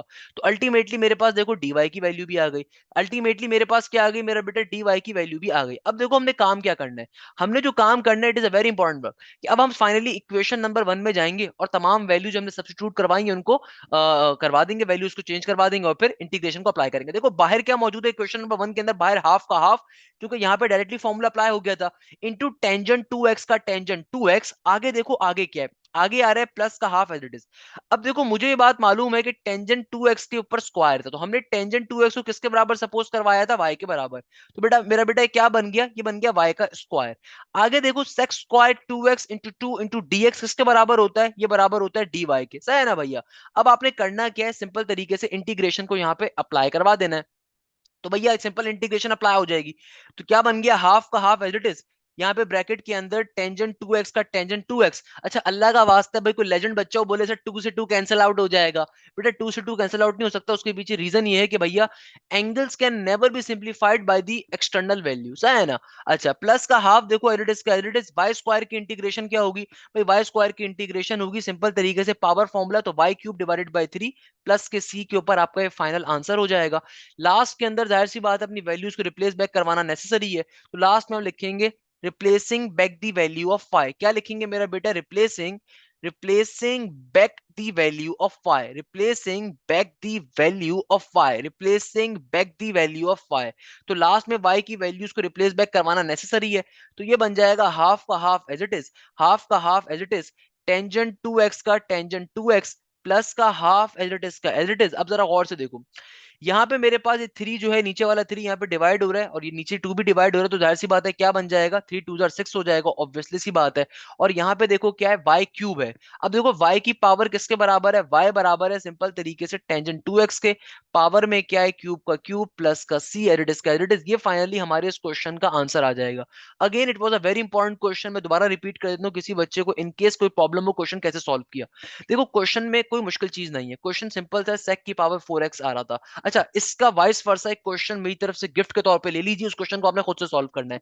भाई अगर sec की पावर 4x को मैंने सॉल्व करवाया है तो इससे मिलता जुलता एक क्वेश्चन होगा जो पेपर में आपको बेतहाशा मिलेगा, वो होता है cosec की पावर 4x इंटू dx। या चलो इसको मैं मुश्किल कर देता हूँ थोड़ा सा, लेट सपोज पेपर में आपके पास क्वेश्चन आ रहा है cosec की power 4 into 3x into dx। ये क्वेश्चन मेरी तरफ से होमवर्क है। देखो मेरी तरफ से जो गिफ्ट का क्वेश्चन होता है ना बेटा, ये नॉर्मल बच्चे के लिए नहीं होता, जो बच्चा चाहता है कि पेपर में 100 आउट ऑफ 100 नंबर लेना है, ये उसके लिए क्वेश्चन है। सेम पैटर्न पे सॉल्व होगा, सेम तरीके से सॉल्व होगा, बस फॉर्मुलाज डिफरेंट आपने अप्लाई करने होंगे। यहाँ पे 1 plus tan square theta sec square का फॉर्मुला अप्लाई किया था, वहां पे 1 plus cot square theta equal to cosec square theta का फॉर्मुला अप्लाई करोगे, पैटर्न सेम रहेगा, तरीकेकार सेम रहेगा, उसको आपने खुद से सॉल्व करना है। तो ये क्वेश्चन कौन सा गिफ्ट का क्वेश्चन है भाई, मैं देखो गिफ्ट देने का आदी हूँ, जैसे हैप्पी न्यू ईयर का गिफ्ट दिया मैंने आपको, अभी माशाल्लाह से फरवरी के अंदर इलेक्शंस आ रहे हैं, ऑल्दो सिलेक्शन का प्रोसेस है, मगर उसके ऊपर भी आपको गिफ्ट दे दिया मैंने, सही तो गिफ्ट देने का आदी हूं मैं। अच्छा अब देखो इस क्वेश्चन में करना क्या था, सिंपल वे में आपने क्वेश्चन को क्या किया था, सिंपलीफाई करने के लिए आपने पावर्स को पहले ब्रेक डाउन करवाया, उसके बाद सिंपल पाइथागोरस थ्योरम को अप्लाई करवाया। पाइथागोरस थ्योरम जब अप्लाई हो गया तो भाई ब्रैकेट के बाहर जो वैल्यूज के अंदर भाई तमाम वैल्यूज जाकर हमने मल्टीप्लाई करवा दी। अब आपको साफ तौर पर दिख रहा था कि भैया इंटीग्रेशन को मैं अप्लाई करवा सकता था, क्योंकि मैंने टर्म्स को फाइनली प्लस माइनस की फॉर्म में कन्वर्ट कर दिया था। तो इंटीग्रेशन मैंने बारी बारी टर्म्स पे शेयर करवाई थी, इंटीग्रेशन एक दफा इस पूरी टर्म पे अप्लाई हुई थी, फिर एक दफा इस पूरी टर्म पे अप्लाई हुई थी इंटीग्रेशन। उसके बाद देखो जब इंटीग्रेशन इस टर्म पे अप्लाई हुई थी, सेक स्क्वायर की इंटीग्रेशन क्या होती है, टेंजेंट के बराबर होती है, टेंजेंट एंगल के बराबर। और यहाँ पे चूंकि इंटीग्रेशन डायरेक्टली अप्लाई नहीं हो सकती थी, तो हमने पावर फॉर्मुला अप्लाई करवाना था इंटीग्रेशन का, तो पावर फॉर्मुले की फॉर्म पे सॉल्व की इंटीग्रेशन को, और फिर सब्स्टिट्यूशन मेथड के ऊपर करवाने के बाद सिंपल वैल्यूज को अप्लाई करवा दिया। इस तरीके से क्वेश्चन क्या हो गया हमारा, सॉल्व हो गया। तो मुझे बताइए इस क्वेश्चन में क्या मसले की बात है, क्या प्रॉब्लम की बात है, क्या परेशानी की बात है। अच्छा before moving to next question, by the way मुझे नहीं पता था कि भाई ये क्वेश्चन अभी किताब में ही मौजूद है, तो सोने पे सुहागा हो गया ना, मतलब देखो मैंने क्या कहा था, मोस्ट इंपॉर्टेंट क्वेश्चन है। मुझे बिल्कुल नहीं आइडिया था कि बेटा ये क्वेश्चन अभी किताब में मौजूद है, और अदरवाइज मैं इसको जरूर गिफ्ट किया, मैं इसको कंपलसरी सॉल्व करने के लिए आपको क्लास में करने के लिए देता। तो अगर इस क्वेश्चन को आपने खुद से सॉल्व करना है, मैं नेक्स्ट क्लास के अंदर इसको खुद से भी सॉल्व करवा दूंगा, मगर आपने क्या करना है इस क्वेश्चन को एटलीस्ट खुद को। बेटा हमारे पास जो नेक्स्ट क्वेश्चन आ रहा है, again a very important question, question number 4 का पार्ट नंबर 15, मजे का क्वेश्चन है। एग्जामिनर कहता है टेंजेंट की power 5 3x into sec cube 3x, कहता है सॉल्व करके बताओ बेटा कैसे सॉल्व करेंगे। देखो आपकी बारी में जो क्वेश्चन आ रहा है उसमें दोनों ही ऑड पावर्स आ रही हैं, मगर एक बड़ी पावर है एक छोटी पावर है, तो भैया बड़ी वाली पावर को हम ब्रेक डाउन कर देते हैं, सिंपल है भैया। तो क्या बन जाएगा, देखो मेरे पास ये आ रहा है। अच्छा इसको एक और तरीके से भी आप पिक कर सकते हो कि मेरे पास एक आ रहा है टेंजन, एक आ रहा है सेक। इंटीग्रेशन में देखो टेंजन की बड़ी पावर के लिए फॉर्मूला नहीं है टेंजन स्क्वायर के लिए, हाँ मगर सेक स्क्वायर के लिए फॉर्मूला, हम इसको ऐसे भी सिंप्लीफाई कर सकते हैं, बट करने की नीड नहीं है। आसान कॉन्सेप्ट है, देखो मैं आपके लिए चीजों को आसान बनाता हूँ इसीलिए आपको चीज समझना आसान हो जाए, कि देखो मेरे पास दोनों टेंजन की टर्म्स आ रही हैं। तो अब मुझे मालूम है कि यार अगर मैं सेक स्क्वायर को ब्रेक सेक क्यूब को ब्रेक करूंगा, तो मुझे मालूम है भाई सेक स्क्वायर के लिए तो फॉर्मूला इंटीग्रेशन में एग्जिस्ट करता है। तो मेरी कोशिश क्या होनी चाहिए कि ऐसी चीज को ब्रेक डाउन कर दिया जाए जिसका फॉर्मूला इंटीग्रेशन में एग्जिस्ट नहीं करता, जैसे टेंजेंट स्क्वायर का डायरेक्टली फॉर्मूला एग्जिस्ट नहीं करता। तो भाई ये छोटे छोटे छोटे पॉइंट्स होते हैं जो आपको साथ साथ समझ में आ रहे होंगे, सही है ना। देखो सबसे पहला स्टेप क्या होता है, क्वेश्चन को मैं एज इट इज एक दफा कॉपी डाउन कर देता हूं। The very first thing I need to do कि मैं क्वेश्चन को एज इट इज एक दफा कॉपी डाउन कर दूंगा। अब मैं टेंजेंट की पावर 5 को ब्रेक कर देते हैं, तो भाई किसमें ब्रेक कर देते हैं, इसको मैं सिंपल पावर 4 के अंदर और सिंपल एक नॉर्मल पावर में ब्रेक कर दूंगा। तो बेटा क्या बन जाएगा, देखो ये हो जाएगा टेंजेंट की पावर 4 इंटू 3x, और मैंने एक टेंजेंट को ब्रेक कर दिया, तो tangent 3x tangent 3x into d into sec cube x का sec cube 3x as it is का एज इट इज आ गया। देखो हम लोगों ने स्टेप में क्या काम करा, समझा देता हूँ पूरा स्टेप। कि भाई देखो टेंजेंट की पावर 5 इंटू 3x था, तो मैंने इस पावर को ब्रेक कर दिया, पावर को दो हिस्सों में ब्रेक कर दिया, टेंजेंट की पावर 4 और टेंजेंट के अंदर, सही है ना। अब देखो टेंजेंट की पावर 4 को फर्दर ब्रेक डाउन करूंगा ताकि पाइथागोरस थ्योरम अप्लाई हो सके। तो बेटा ये क्या बन जाएगा, देखो ये हो जाएगा टेंजेंट स्क्वायर इंटू 3x और बाहर एक स्क्वायर को भेज दिया, सही है ना। और देखो बाहर हमारा क्या कर रहा है, ये हमारा tangent 3x into sec cube 3x बाहर एज इट इज मजे कर रहा है। क्या कर रहा है भैया, एज इट इज बाहर मजे कर रहा है, इसको अभी छेड़ना नहीं है भैया, इसको क्या करना है, इसको नहीं छेड़ना, सही है ना। अच्छा अब देखो नेक्स्ट स्टेप क्या होगा, यहां पे मुझे साफ तौर पे दिख रहा है भैया टेंजेंट स्क्वायर बन गया, तो पाइथागोरस थ्योरम अप्लाई कर सकते हैं। एज वी नो डेट कि भैया हमारे पास टेंजेंट स्क्वायर एक्स किसके बराबर होता है, टेंजेंट स्क्वायर थीटा किसके बराबर होता है। देखो 1 plus tangent square theta is always equal to sec square theta. तो मैं क्या लिख सकता हूं भैया, मैं लिख सकता हूं यहां पे कि टेंजेंट स्क्वायर थीटा किसके बराबर होगा, ये बराबर होगा सेक स्क्वायर थीटा माइनस के 1 के। तो क्या बन गया क्वेश्चन, देखो हमारा क्वेश्चन क्या बन जाएगा, ये बन जाएगा इंटीग्रेशन का इंटीग्रेशन। देखो टेंजेंट स्क्वायर क्यूब एक्स आ रहा है, यानी कि मेरा एंगल यहाँ पे 3x है, तो जब फॉर्मूले को मैं यहाँ पे अप्लाई करवाऊंगा पाइथागोरस थ्योरम को, तो पाइथागोरस थ्योरम क्या बन जाएगा, सेक स्क्वायर एंगल। मेरा एंगल क्या है यहाँ पे, देखो 3x है माइनस का 1 एज इट इज बाहर स्क्वायर का स्क्वायर। और देखो बाहर क्या मौजूद है, बाहर मौजूद है tangent 3x into sec cube 3x into dx। अब हमने क्या करना है, सिंपल a माइनस बी का होल स्क्वायर अप्लाई कर देना है। a माइनस बी का होल स्क्वायर क्या होता है, a स्क्वायर माइनस का 2ab प्लस का b स्क्वायर। कि भैया देखो यहां पे मैं क्या लिख सकता हूं, as we know that a minus b का होल स्क्वायर किसके बराबर होता है, ये बराबर होता है ए स्क्वायर माइनस के 2ab प्लस के बी स्क्वायर के बराबर। सिंपल फॉर्मूला अप्लाई हो जाएगा बेटा। तो क्या बन जाएगा, इंटीग्रेशन का इंटीग्रेशन, इंटीग्रेशन का इंटीग्रेशन। हो सकता है कोई बच्चा सोच रहा हो सर डायरेक्टली फॉर्मूला नहीं अप्लाई कर सकते थे, तो अप्लाई करके चेक कर लीजिएगा भैया, डायरेक्टली फॉर्मूला अप्लाई नहीं कर सकते थे, इसी सिंप्लीफिकेशन करवा रहे हैं। ये बात मैंने इसलिए रिपीट नहीं करी थी क्योंकि बेटा थ्रू आउट दी क्वेश्चन से बात कॉमन है कि अगर डायरेक्टली अप्लाई कर सकते होते तो क्या ही बात थी भैया जिंदगी में, है ना भैया। तो अब देखो सिंपल यहाँ पे ए माइनस बी का होल स्क्वायर का फॉर्मूला अप्लाई हो जाएगा। तो बेटा देखो ये वाली टर्म मेरी ए है, ये वाली टर्म मेरी बी है, तो क्या बन जाएगा, ये बन जाएगा हमारे पास सिंपल तरीके से, अल्लाह भला करे किसके बराबर बेटा, ये हो जाएगा सिंपल ए का स्क्वायर। ए के स्क्वायर का मतलब क्या है, सेक स्क्वायर 3x का होल स्क्वायर बन गया। आगे माइनस का 2ab, तो बिल्कुल आपका a की वैल्यू देखो क्या है, a बराबर है सिंपल सेक स्क्वायर 3x के।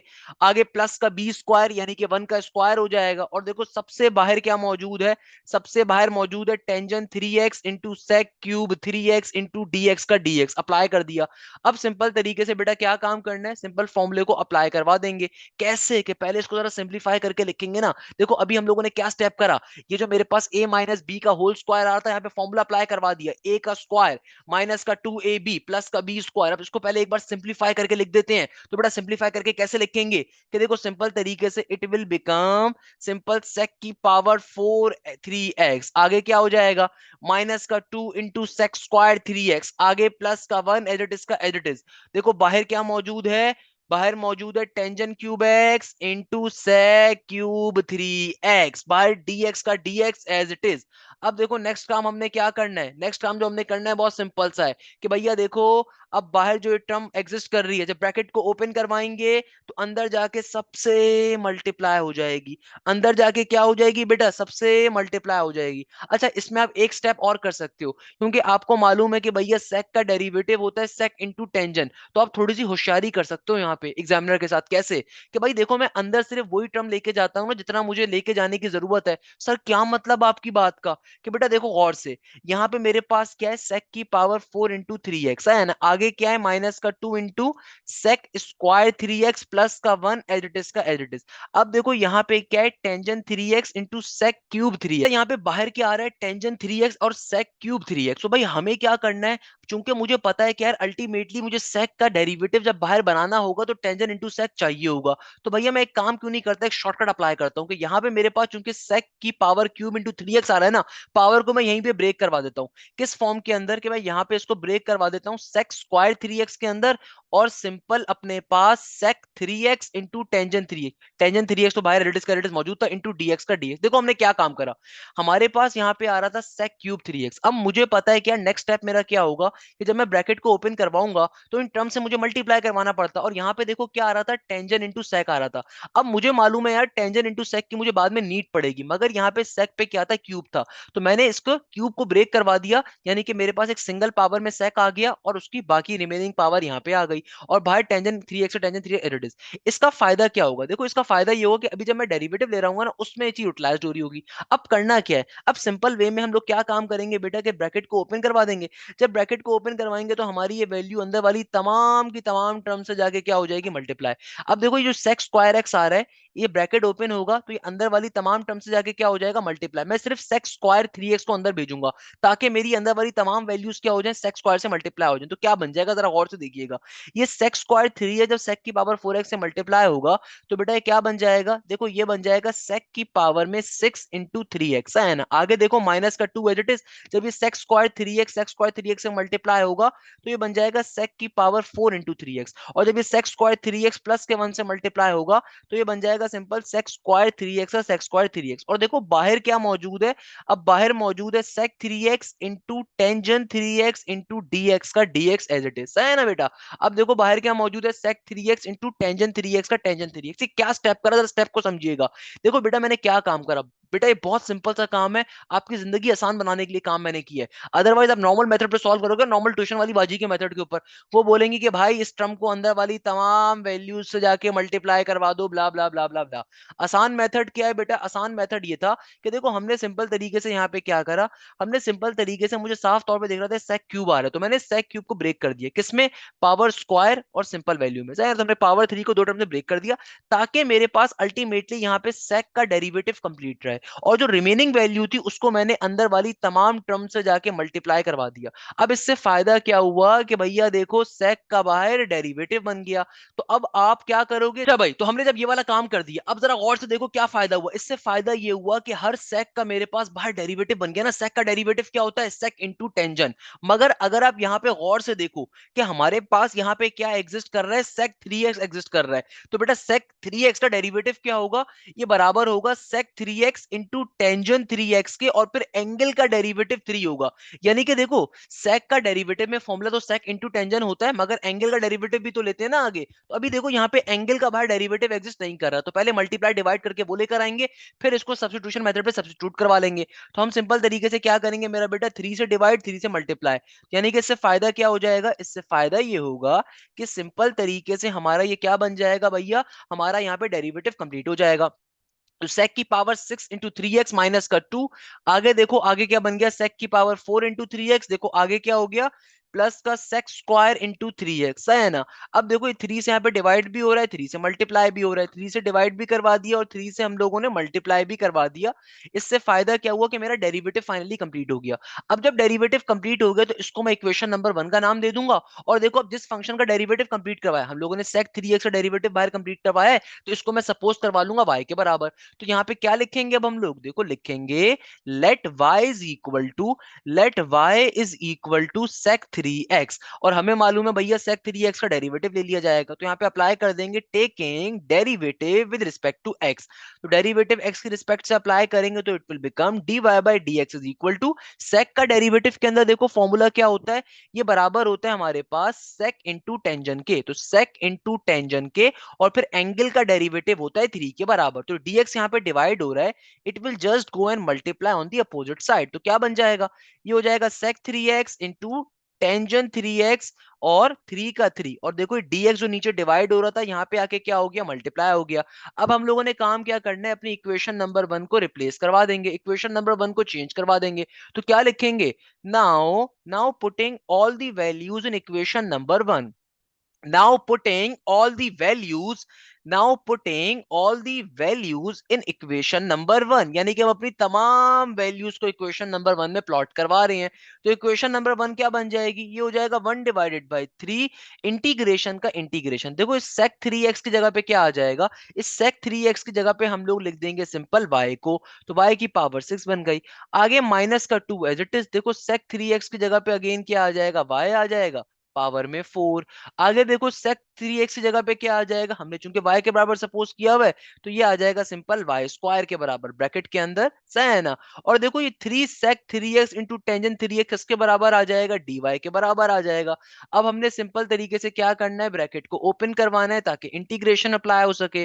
तो व्हाट वी विल डू, कोई सिंपल ब्रैकेट को अप्लाई करवा देंगे इंटीग्रेशन ताकि अप्लाई हो सके ब्रैकेट को ओपन करवा के। तो ये बन जाएगा 1/3 का 1/3, इंटीग्रेशन एक दफा अप्लाई हो जाएगी y की पावर 6 इंटू डी के ऊपर, फिर इंटीग्रेशन अप्लाई हो जाएगी मेरा बेटा 2 इंटू वाई की पावर 4 इंटू डी के ऊपर, फिर इंटीग्रेशन अप्लाई हो जाएगी वाई स्क्वायर इंटू डी के ऊपर, सही है ना मेरा प्यारा बेटा। अब देखो हमें काम क्या करना है, हमें सिंपल तरीके से यहाँ पे इंटीग्रेशन को लेके चलना है। देखो बाहर क्या मौजूद है, 1/3 का 1/3, y की पावर 6 की इंटीग्रेशन क्या होती है बेटा, ये बराबर होती है सिंपल y की पावर 7/7 के, माइनस का साइन 2 का 2 एज इट इज। y की पावर 4 की इंटीग्रेशन क्या होगी, y की पावर 5/5। वाई स्क्वायर की इंटीग्रेशन क्या होगी, वाई की पावर क्यूब बाय क्यूब के, प्लस का सी अब फाइनली आ जाएगा। अब आप इसको क्या कर सकते हो मेरा बेटा, सिंपलीफाई करवा दो कि ओरिजिनली जो हमारा यहाँ पे आंसर आ रहा है वाई का, उसको वाई को प्लॉट करवा देंगे कि भाई सिंपल तरीके से हम लोग क्या करवा सकते हैं। अब देखो सिंपल तरीके से काम करवाना है कि एक काम तो ये कर सकते हो कि भाई ये 1/3 जो बाहर डिवाइड हो रहा है अंदर वाली तमाम टर्म से आके मल्टीप्लाई हो जाएगा, तो इट शुड बिकम वाई की पावर 7/7 3 ज़र 21। आगे हो जाएगा माइनस का 2 इंटू वाई की पावर 5, और 5 3 जार 15 हो जाएगा। आगे हो जाएगा y का cube divided by 3 3 jar 9 plus का c। लास्ट में हम लोग क्या करेंगे, y की ओरिजिनल वैल्यू को रिप्लेस बैक करवाएंगे। तो यहाँ पे लिख देंगे replacing back the value of y, replacing back the value of y, replacing back the value of y। तो लास्ट में y की वैल्यू को रिप्लेस बैक करवा दिया जाएगा। तो भैया क्या बन जाएगी, y की वैल्यू देखो किसके बराबर थी, y की वैल्यू हमने sec 3x के बराबर सपोज करी हुई थी। तो जहां जहां y आ रहा है वहां पे आप sec 3x डाल दोगे, होल पावर में 7 आ गया, नीचे 21 आ गया, माइनस का 2 का 2, अगेन y की जगह पे क्या आ जाएगा, y की जगह पे आ जाएगा sec 3x, होल पावर में हमारे पास यहाँ पे 5 है तो ऑब्वियसली होल पावर में बेटा क्या आ जाएगा, सिंपल 5 का 5 आ जाएगा होल पावर के अंदर, क्लियर है बेटा। नीचे देखो डिवीजन में क्या आ जाएगा, 15 का 15 प्लस का y क्यूब, देखो y की वैल्यू किसके बराबर है, y की वैल्यू बराबर आ रही है sec 3x के, होल पावर में हमारे पास आ जाएगा क्यूब का क्यूब, नीचे डिवीजन में 3 का 3। तो ये फाइनली हमारे इस क्वेश्चन का बेटा क्या आ रहा होगा, आंसर आ रहा होगा। ये फाइनली हमारे क्वेश्चन का बेटा क्या आ जाएगा, सिंपल तरीके से आंसर आ जाएगा हमारे क्वेश्चन का। इसको मैं तरीके से बना देता हूँ यार, सही है ना भैया। हमारे क्वेश्चन का बेटा ये क्या आ जाएगा, फाइनली हमारे क्वेश्चन का ये आंसर आ जाएगा, और इस तरीके से हमारा क्वेश्चन क्या हो जाएगा, सॉल्व हो जाएगा। मुझे बताइए इस क्वेश्चन में किसी बच्चे को कोई मसले की बात, कोई प्रॉब्लम की बात।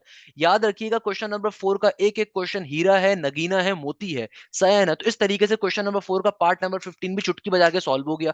देखो सेम कॉन्सेप्ट के क्वेश्चंस हैं, अब ये आपको कॉन्सेप्ट अजबर याद हो जाने चाहिए। देखो बाकी क्वेश्चंस की आप बेशक प्रैक्टिस अगर 4 दफा कर रहे हो, तो क्वेश्चन नंबर 4 की आपने एटलीस्ट हर क्वेश्चन की प्रैक्टिस 50-50 दफा करनी है, एक चीज तो ये हो गई।